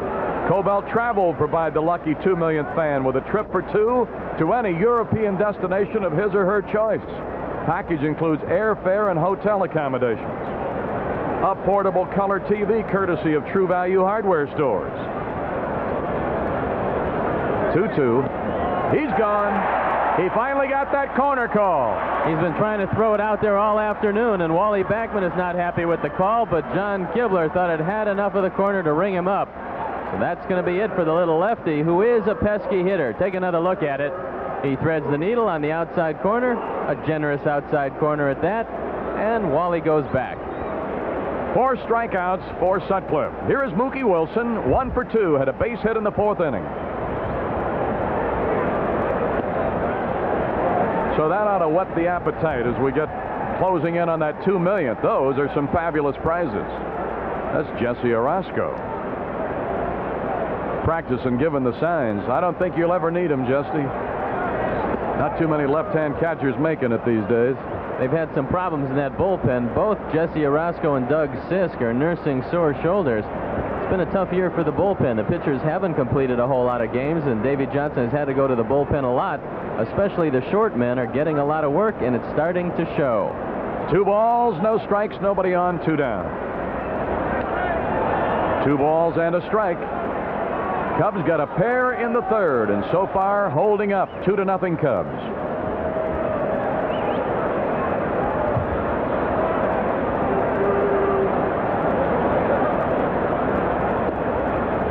Sutcliffe wanted a new baseball and got it. Sutcliffe, I think, thought he had permission at a game in New York to go to his hand, and found out later it hadn't been granted. I'm sure it's been granted today. There's a bouncer back up the middle. Not going to be able to make a play. Once that ball jumps over the mound, gains some speed, it's a tough play to make, and especially with Mookie Wilson running. That's their 4th hit. The Cubs have been limited to 2, but the Cubs lead in the score 2-0. Keith Keith Hernandez has lined to right, and he's lined to left. Sutcliffe can do Ryne Sandberg a favor. Hernandez has crept in front of him in the race for second place for the batting title. And there you can see Hernandez had a very difficult time with Sutcliffe in New York. He was 0 for 4. Didn't really get any good swings against Sutcliffe. Here today he's 0 for 2, taking the ball to right and left. But he has been a tough out for the Cubs by and large, because he came in here today with 20 hits and 56 at-bats, a .357 average against Cubs pitching. 1 ball, no strikes. Strawberry would be next. New York batting in the 6th. Cubs leading 2-0. Can't forget about Mookie Wilson at first base. He stole a base earlier. Sutcliffe didn't. Pushes him back. Ordinarily in this situation, you'd think, why not let your hottest hitter swing the bat and try to tie it up at 2-2? But you never know with Davy Johnson. He might try to just pick up a run right here and maybe worry about one later. Wilson doesn't have that big a lead, and now Sutcliffe steps away. 1 ball and no strikes to Hernandez. Came in with a mini hitting streak of 5. Hit a long one while we were at New York, and has hit safely in 22 of his last 24 games. Good stop of that low throw by the Bull, who's become a magician since playing there every day, hasn't he? He's just looked better and better at first base, picking low throws or making the play where he has to throw to the pitcher. That's probably the strongest part of Leon's game. Runner going. Swinging. Fly ball left field. Matthews should wrap this one up. Comes over and in. And that'll be it in the 6th inning for the New York Mets. No runs and a hit, no errors, and a man left. They've left a man on in each of the last 3 innings. Cubs still lead it 2-0.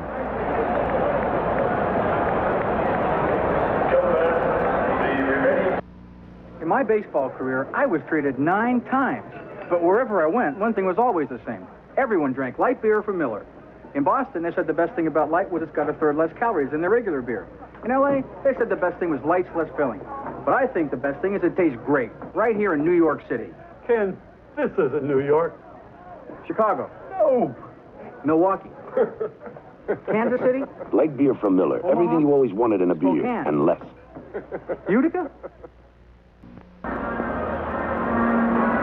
As we go to the bottom of the 6th, Milo Hamilton and Steve Stone with Cubs television for you here today, and the new pitcher Gaff has tuned it up.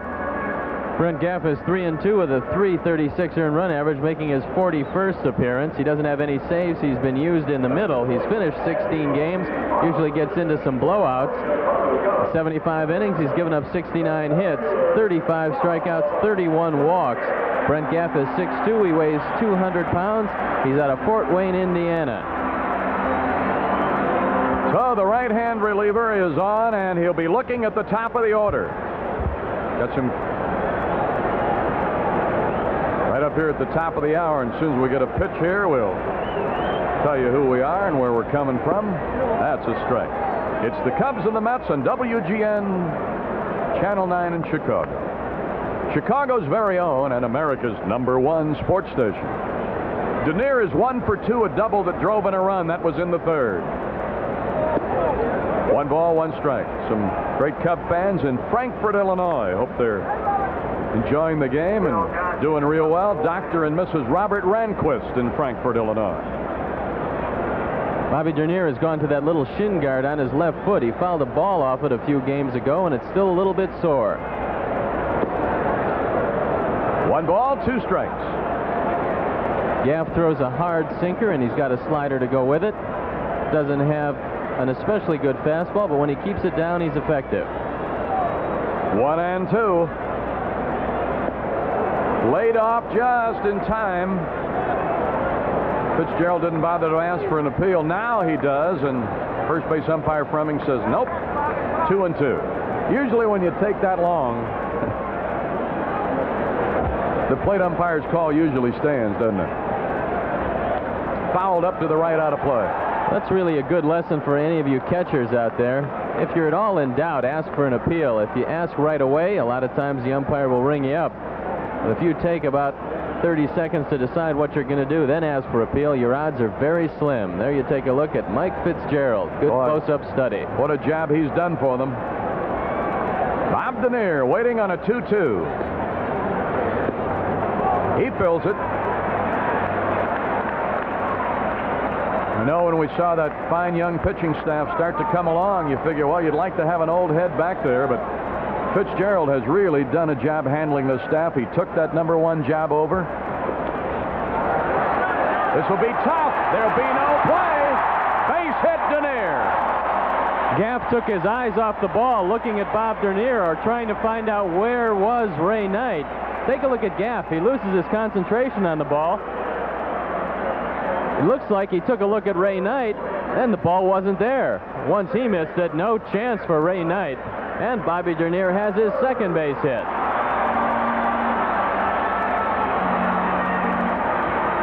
Third hit for the Cubs. Bob Denier has 2 of the 3. Boa with the other one. Here is Sandberg. Drove in a run in the third with a sacrifice fly to right. Good time for the hit and run. They're up by 2 runs, and these guys haven't been hitting and running lately. Pitch out. 1 ball, no strikes. Apparently Mike Fitzgerald felt the same way because he thought that Denier would run into it. If you commit yourself a little bit too early on the pitch out, the hitter can feel it, and also the base runner can see it. So you're not going to get too much of a break if you commit yourself early. Held it back in time. 2 balls and no strikes to Rhino. Matthews due up next, then it'll be Durham. Cubs batting in the 6th, trying to add to a 2-0 lead. Both of the runs scored in the 3rd. Got a leadoff hitter on with nobody out. Takes a break, doesn't go, and that's a ball, and it's 3-0.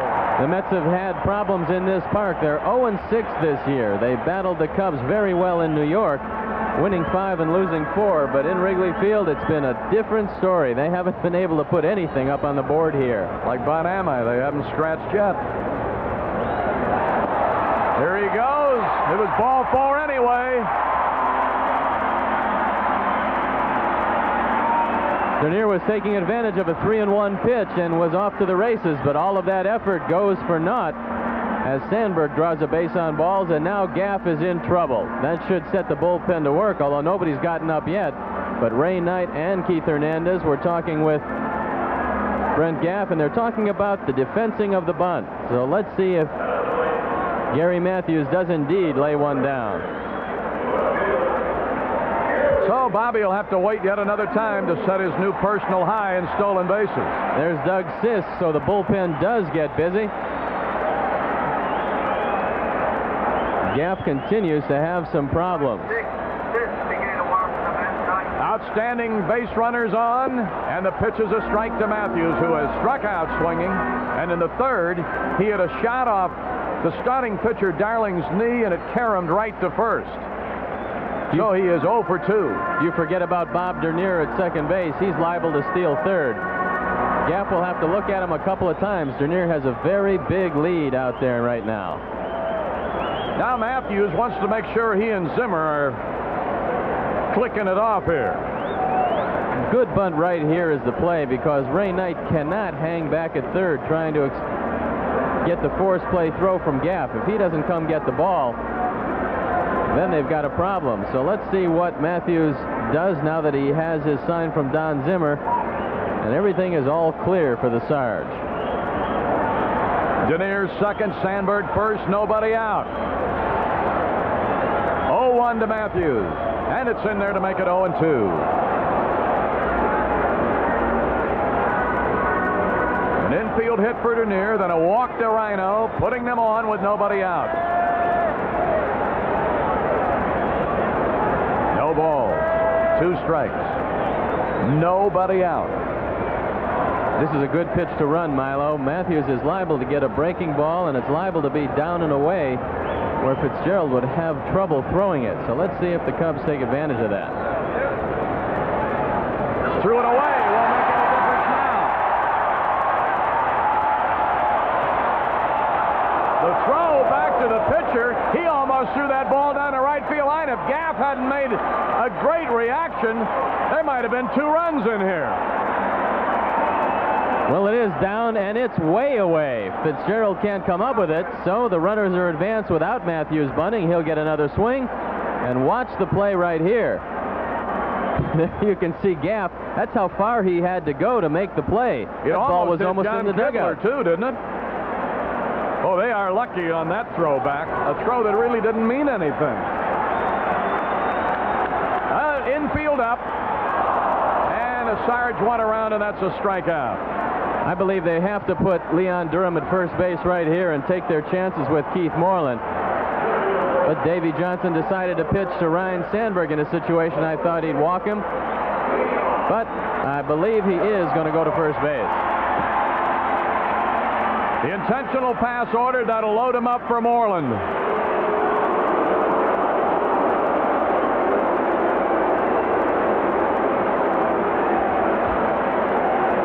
So Durham will trot down after a couple of more. Then you'll have good speed at every base out there. Man on third has to be heads up. Every now and then one of these intentional walk pitches gets away from the catcher, so Bob Denier isn't taking anything for granted. He comes down the line a little bit. He realizes if there's any daylight at all, he's got a good shot at scoring. All right, now Moreland, who has been called out on strikes and flied to center.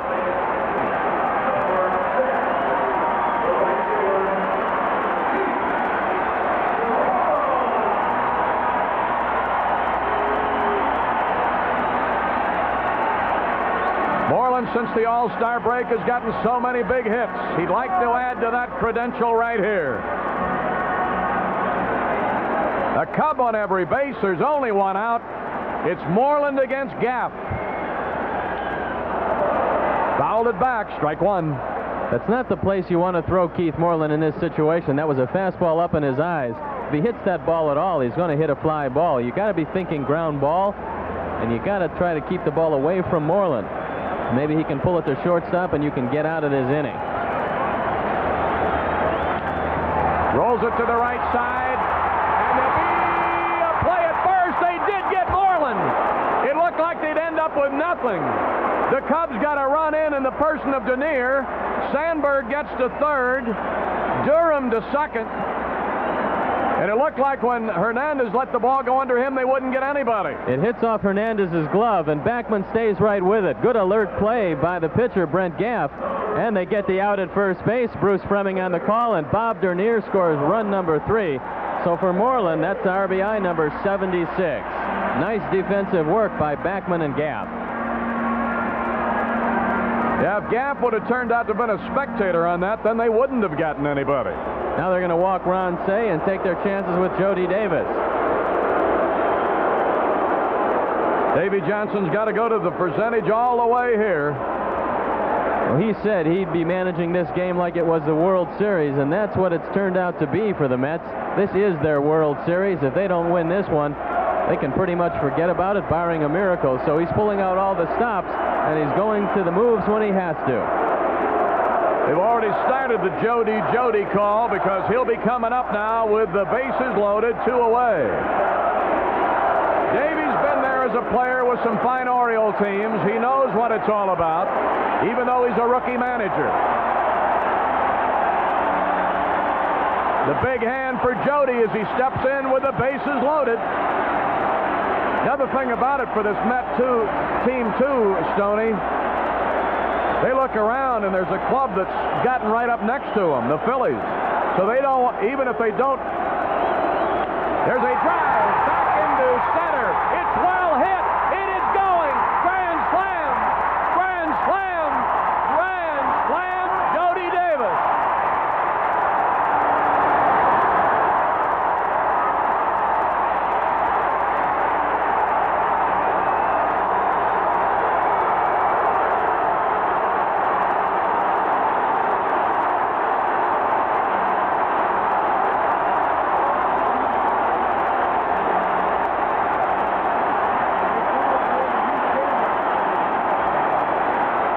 Jody Davis, home run number 19. That gets him to 90 RBIs for the year with a 4-bagger right there. And the fans are literally berserk here in Wrigley Field. They're not going to let him get away with not coming out, I'll tell you that. There he is. The top from Gainesville, Georgia. Just unloaded. It's a 7-0 game.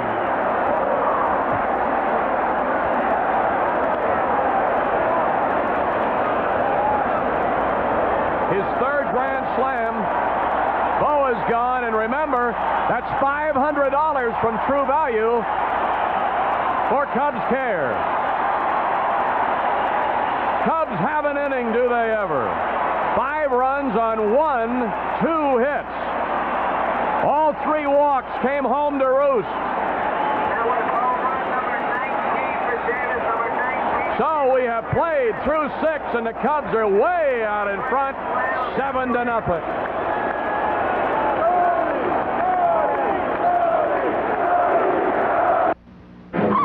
The best Hollywood movie of 1984. Jay Hoberman, The Village Voice. A gripping, edge-of-your-seat thriller. Stephen Schaefer, Us Magazine. Taut, tense, and terrific. Pat Collins, CBS Morning News. A crisp thriller. Suspenseful, involving. Janet Maslin, The New York Times. Eastwood has never been better. Super cool. William Wolfe, Gannett Newspapers. Clint Eastwood. Tightrope. Rated R. Now playing. Check newspapers for theater listings.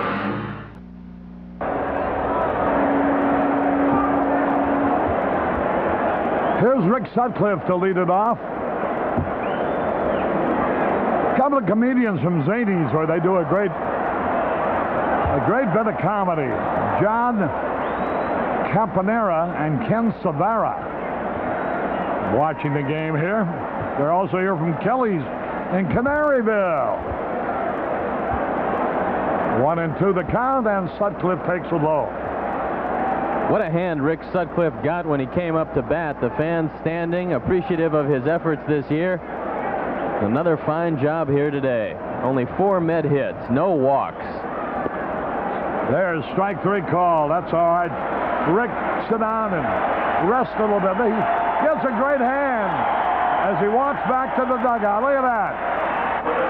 This crowd is really just absolutely 100% with the Cubs. In other city, the home team finds themselves wondering if they're playing in the right place because so many people are pulling to the Cubs. Here's Denier, who's played a stellar role in this one today. He doubled in the first run of the ball game, which would give him the game winner. And he got a scratch hit to start that 5-run 6.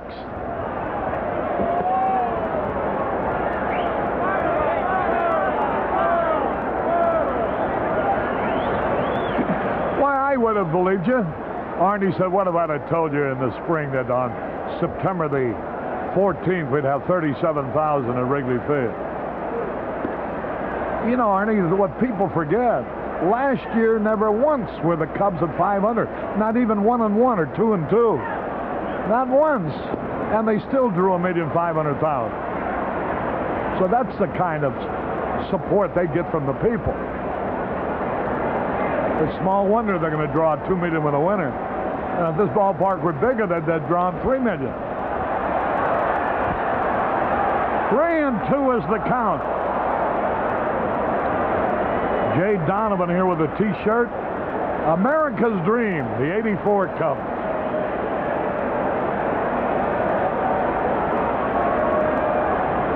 One out, nobody on. There's another hit.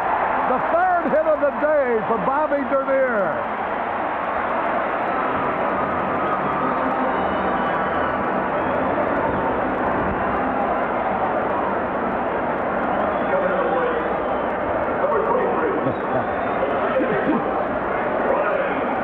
Oh, Sharon Panazzo celebrating a birthday. Sharon, who one of those doing a great job in the publicity department for the Cubs. Happy birthday to you. Happy birthday to you. Happy birthday, dear Sharon Panazzo. Happy birthday to you. She specifically indicated she didn't want you to sing happy birthday. Just say it. Hey, I'm so happy about that scoreboard. I'd sing anything. Even if I had a good voice, I'd sing.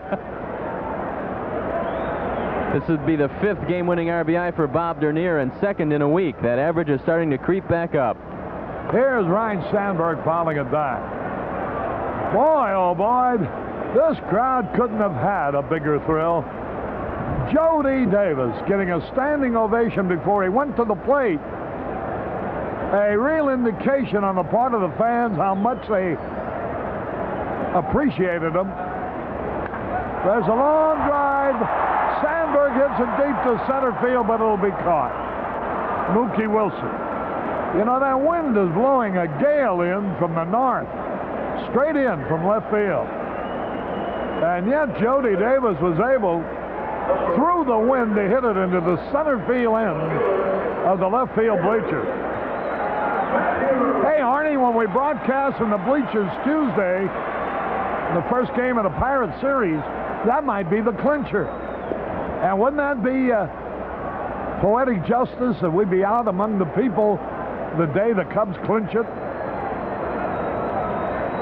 Here's Matthews inside.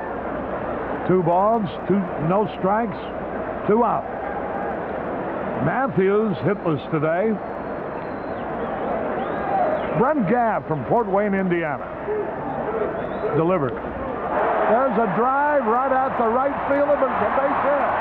Here's Denier racing to third. Matthews might have had one of the biggest hits, Harry. He hit a shot off the knee of Ron Darling that got him out of the ball game. And the first inning that Brent Gaff came into the ball game, 5 runs went up on the board. So Matthews does get his first base hit of the day. Strawberry plays this one a little lethargically, and it bounces in front of him. And the Cubs have runners at first and third with 2 outs. Here now is Leon Durham. He's 0 for 2. Was intentionally passed in the 6th to fill the bases. Here's Cotto going to run for Gary Matthews, getting a big hand. Harry Cotto will run for Matthews. Cotto running for Matthews.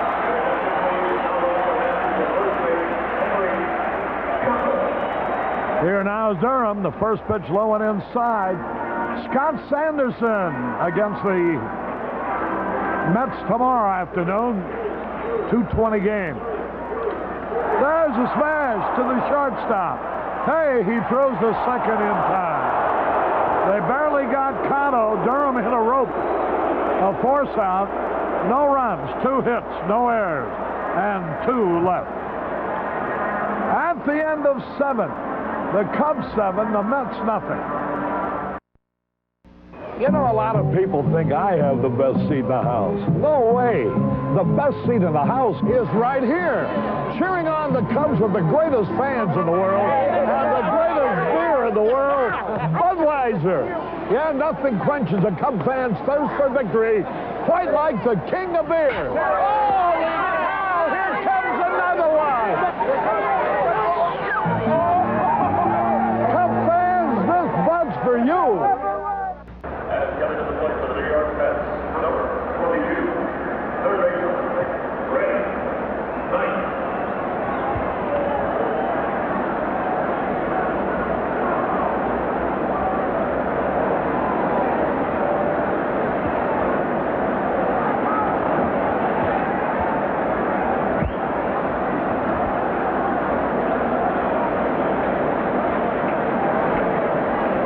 Here is Ray Knight to lead it off.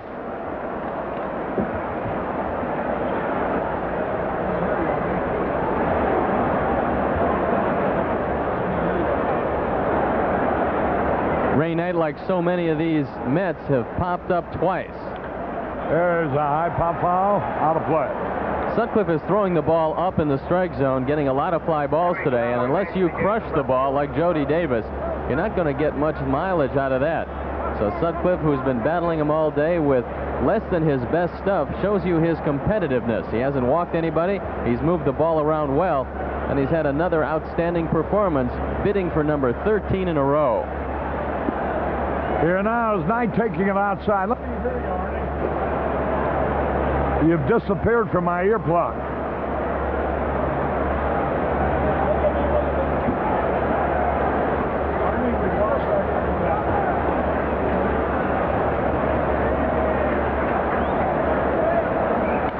There's a smash in the left. Knight gets his first hit of the year against the Cubs. That gives him 1 out of 14 since he joined the Mets against Cub pitching. Here's Mike Fitzgerald. Looks like Ron Hodges in the on-deck circle, so he'll hit for Brent Gaff. And the Mets have their bullpen busy once again. Now Jody wants to go out and have a word with Sutcliffe. It's getting very dark here in Wrigley Field. Looks like it might rain in a little bit, or it might snow. It's pretty cold here today.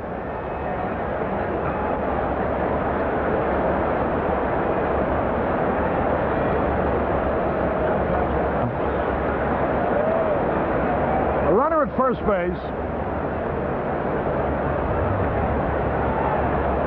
Here's Sutcliffe getting ready. Swings, and he missed. Jack and Joan Barry, our dear friends, along with my wife Dutchie and my son Chris, sitting down behind home plate watching the game. There's a good shot of young Mike Fitzgerald, hitting .242 for the year. Third ball low.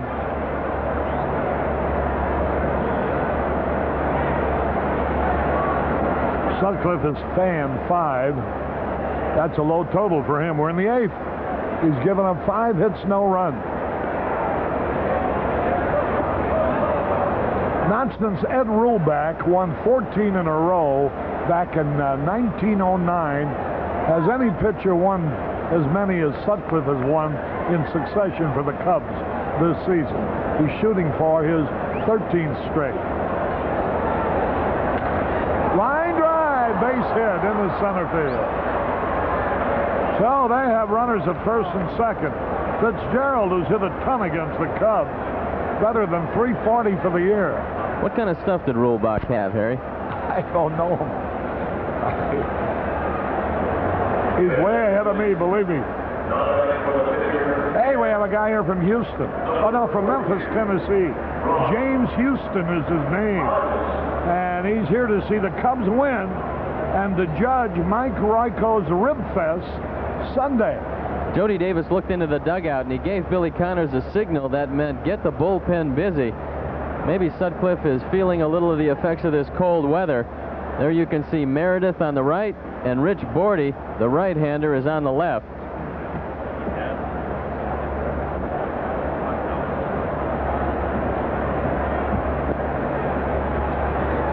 Ron Hodges comes in to pinch hit with a .202 average. Hodges, one of the catchers, giving Davey Johnson some flexibility. 3 for 23 as a pinch hitter. A good double play target. They can make him hit the ball on the ground. It's dark and cold here. Swings, and he misses. They're here from United Airlines, a group of die-hard Cub fans. Jody has gone out now to talk with Sutcliffe as Lee Smith gets busy. Jim Fry leaving nothing to chance right here. Meredith was just up to get a workout, but as things get a little more testy here in the 8th, Lee Smith gets a ball and is starting to get loose. There you see Jim Fry.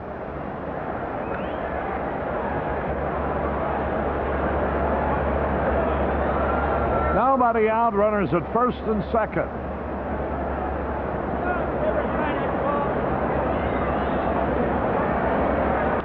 There's a smash. Out at second. Out at first. Double play. The runner between second and third. Knight was hung up too because he didn't know whether Sandberg was going to catch that ball on the pickup or on the fly. He caught it on the pickup. This might have been a triple play. You can see Sandberg turning it over. Now Boa takes a look at Knight, who was hung up, but the relay to first completes the double play, and Sutcliffe has a chance of getting out of this one unscathed. All right, now here's Wally Bachman.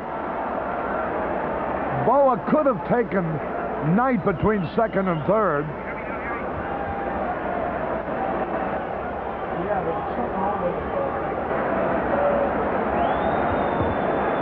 Two-men are out. A runner at third. Sutcliffe shutout in jeopardy. Bachman fouls it back for strike one. Jack and Joan Barry. Jack, former football star at Notre Dame under Frank Leahy, where his dad Norman played before him with George Gipp. He was the other halfback.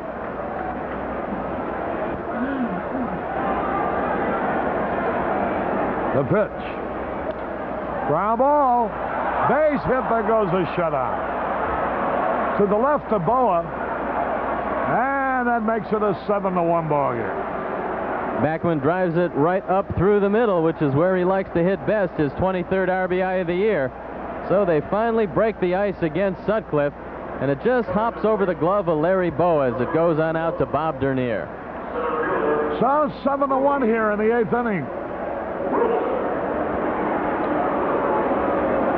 Cab driver Chuck Bell and his wife. Even the cab drivers took off today to see the ball game. The root the Cubs in. Mookie Wilson fouls it back. Jack Barry played with George Gipp. His father, Norman, who was a judge here, Judge Barry. Then Jack played under Leahy, and Jack's son, Norman, would have played, but he got hurt as a freshman. Badly hurt his knee. There's a bouncing ball. Sandberg will get it to retire this side. 1 run, 3 hits, no errors, 1 left. We go to the bottom of the 8th. The Cubs are leading 7-1. Wait, Johnny, please, would you try to look like a dedicated professional? Sure. WKRP in Cincinnati begins Monday night at 10 on Channel 9.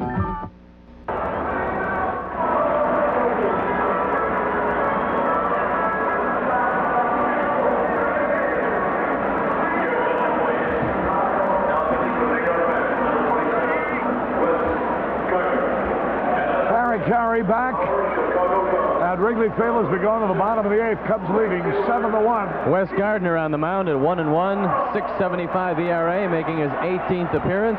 He's got a save. He's finished 10, thrown 20 innings, given up 26 hits. Throws a sinker and a slider. Here is Moreland. A high pop foul out of play. 32,403 paid here today. A total of 36,334 in the ballpark. The Cubs now have drawn 1,836,000 and change. There's a bouncing ball up the middle. Backman up nicely. Throws to first for the out. Gardner came up with rave reviews from AAA. They expected a lot out of him, but he hasn't been able to get his feet on the ground here in the major leagues yet. But he's a man they look to provide some relief for them next year. Gardner's liable to secure a spot in the lineup for 1985.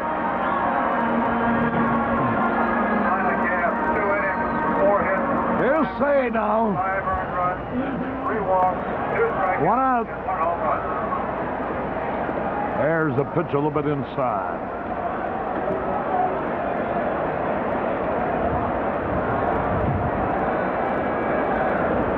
Say 0 for 2 today. Curveball in there, a strike called. Brent Gaff pitched 2 innings, gave up 4 hits and 5 runs, struck out 2 and walked 3.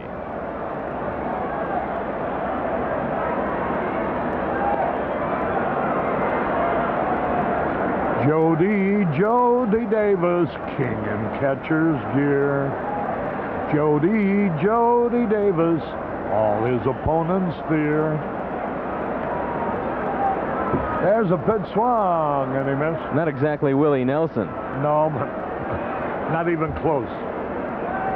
Maybe Ozzie Nelson.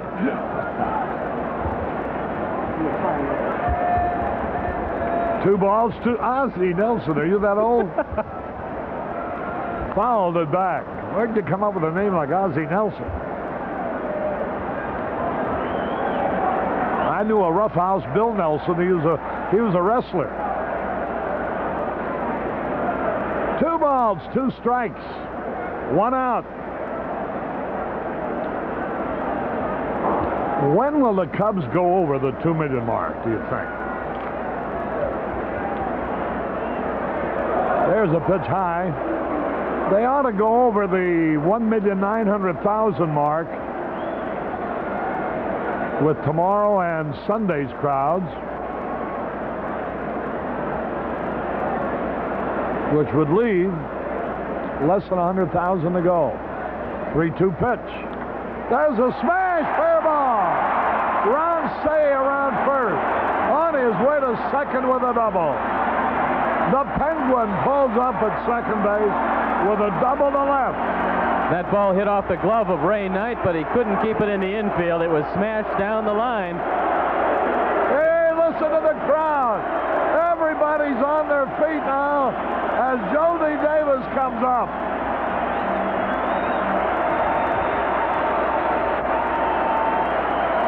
There's no doubt in my mind but that their encouragement helped him hit that grand slam in the sixth.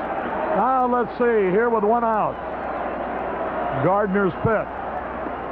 Started the swing, held up. 1 ball, no strike. The fans don't like the fact that the fastball was inside, but it wasn't really all that close. Look at those stats. 19 homers, 90 RBIs, a grand slam in the sixth. That was the blow that took this game out of reach for the Mets. Bobby Denier will get the credit for the game-winning hit because he put the Cubs in front and they've never relinquished the lead, although they have added to it. Swung and he missed. 2 balls and a strike. Jody. Look down the RBI totals. You see Sandberg with 80, Matthews 72, Durham 87, Moreland 76, Say 90, Davis 90. A lot of balance in the middle of that lineup. A lot of hitting, a lot of timber. There's a drive! Deep left field! But the wind holds this one up. And Say goes back to second base. There was one that fell victim to the wind. But the crowd gives Jody a standing ovation again.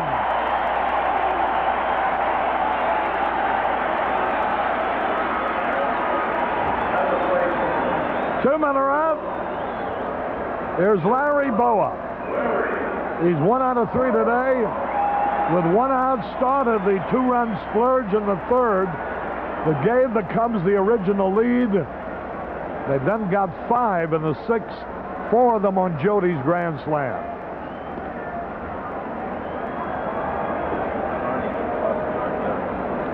Let me hear you, Arnie. Can I hear you, Arnie? Hey, Arnie, you didn't go to the racetrack, did you? We've lost our contact with our producer, director, Arnie Harris. A ball and a strike to count. All right, let me hear you again. Yeah, now I got you. Very good. Who won the 6th race? A ball and a strike. There you see the Penguin. There's a high fly ball. Mookie Wilson waiting to retire the side. No runs, 1 hit. No errors, 1 left. We go into the top of the 9th. The Cubs are out in front, 7-1.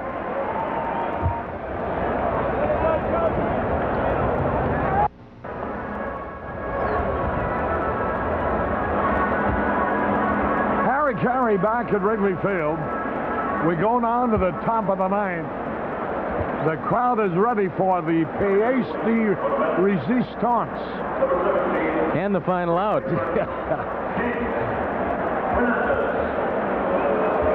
Here's Keith Hernandez to lead it off. You'll see and hear from Keith on the Cubs final at 10:30 on Channel 9 tonight and every night through the World Series.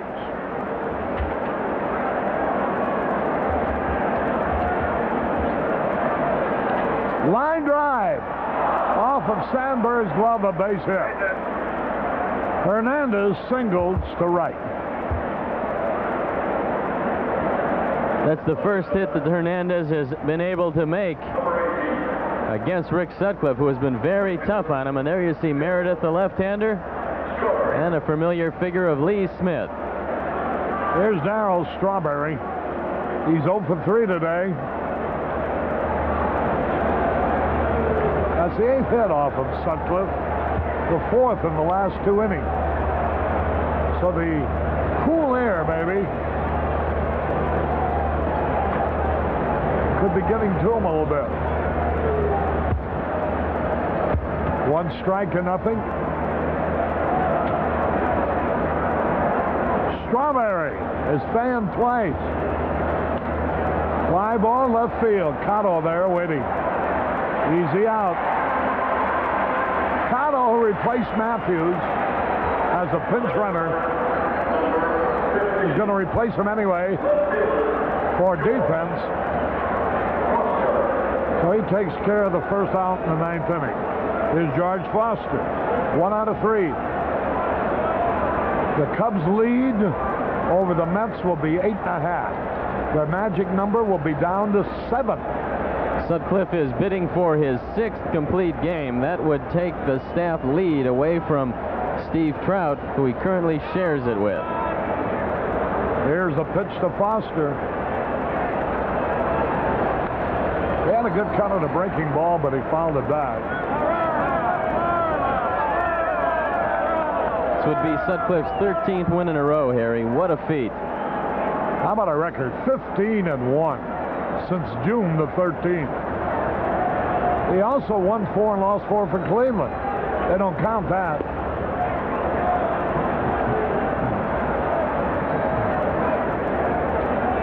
Andujar for the Cardinals has 19 wins, but he's lost 11.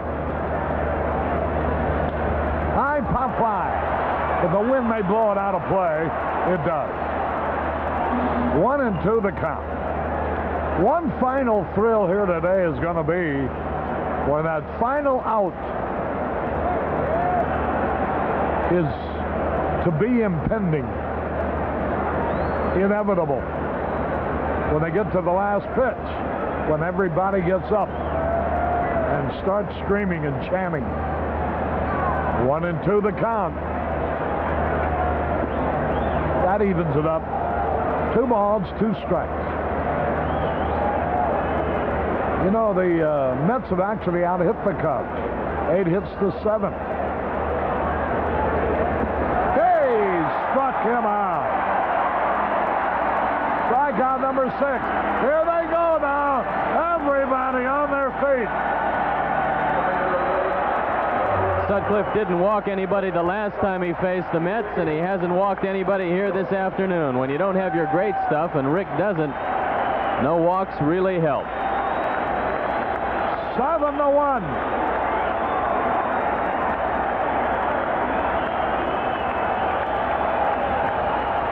The pitch. Grandma to Durham. He's got it. Cubs win. Cubs win. Cubs win. Holy cow. That happened so quickly, the crowd didn't have a chance to really roar to its zenith. There's the congratulations. Watch him. Bobby Denier, who had 3 hits. Larry Boa, who started the first round. Look at Rick Sutcliffe. They're giving him a standing ovation. They're giving the whole team a standing ovation. And well they might. What a thrilling story here at Wrigley Field. The Cubs have all but mathematically clinched it. The magic number is only 7 now. We'll be back in a moment.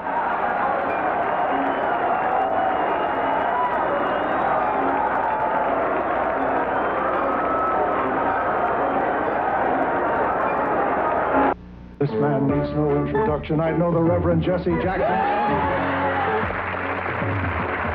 Benson begins Monday night at 6:30 on Channel 9.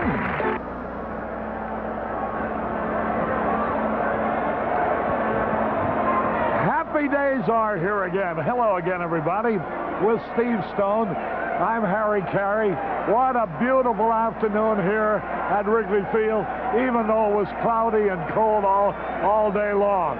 You couldn't prove that by the attitude of these fans.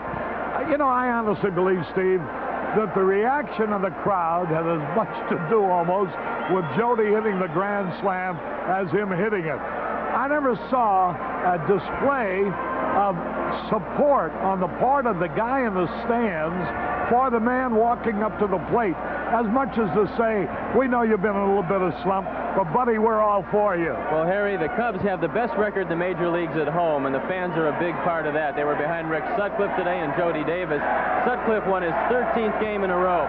And, you know, the Mets have taken the field at Wrigley Field 7 times this year, and they're 0-7 to show for it. When the Cubs get you here, it's tough to get anything going. I didn't think anybody could hit a home run today. You know, there were some balls hit earlier, and then as a matter of fact, Jody hit one later, too, that had the wind not been blowing in would have been a homer. I didn't think anybody could hit one out today, but he proved that you could no matter how hard the wind is blowing. Well, he put a charge into Brent Gaff's first pitch. It was a fastball where he could get his arms out, and he drove it way back. But the game-winning RBI goes to Bob Denier, his second in a week. Denier's got 5 for the season, and Sutcliffe keeps rolling along. Yeah, Sutcliffe is now 15-1. He's won 13 in a row. No Cub pitcher has won that many in a row since Ed Ruback won 14 in a row back in 1909. Even I wasn't born then. Well, I don't know about that, but I know you know that Ed had great stuff. But Sutcliffe has done everything you could have asked of him this year. He's got to be the top candidate for the Cy Young Award. There's going to be a lot of trophies given to the Cubs at the end of this season, but the one they're looking for most is that Eastern Division flag, and I don't think it's too far away. You know, it seems so ridiculous when I say that the Chicago Cubs have all but mathematically clinched it. Yet I think that just about describes it. They haven't actually mathematically clinched it, but you know that the New York Mets have no chance to overhaul them. Well, they're 9 back in the loss column, Harry, so even if they win 2 ball games here, they only pick up 1 game for 3 games, and you keep clicking off the clock. All right, Steve, see you tomorrow. Jody Davis is waiting. He's going to be our 10th inning guest, and we want to get to him as quickly as we can. This is exciting. You going to be here tomorrow? I sure am. Here quickly are the totals now. 7 runs, 7 hits, no errors for the Cubs. Rick Sutcliffe is the winner. He's now 15-1. For the Mets, 1 run, 8 hits, no errors. Ron Darling, the loser, he now is 112 and lost 7. The 13th in a row for Sutcliffe. Bobby Denier, the game-winning hit, his 5th of the year. With Steve Stone, Harry Caray, inviting you to stay with us now for the 10th inning show, which will feature Jody Davis. Hope you enjoyed it. So long, everybody. Participating advertisers in Cubs baseball were Bud Light. The best has a taste all its own, satisfying but never filling. Zenith and your Zenith dealers. At Zenith, the quality goes in before the name goes on. United Airlines. You're not just flying, you're flying the friendly skies. Canon. So advanced, Canon is the world's leader in 35mm photography. Union 76 and your neighborhood Union 76 dealers, who invite you to go with the spirit of 76. Your Toyota dealer and the rugged 4x4, the dependable off-road truck. And by True Value. The more you've got to do, the more you need True Value hardware stores. We've got what it takes.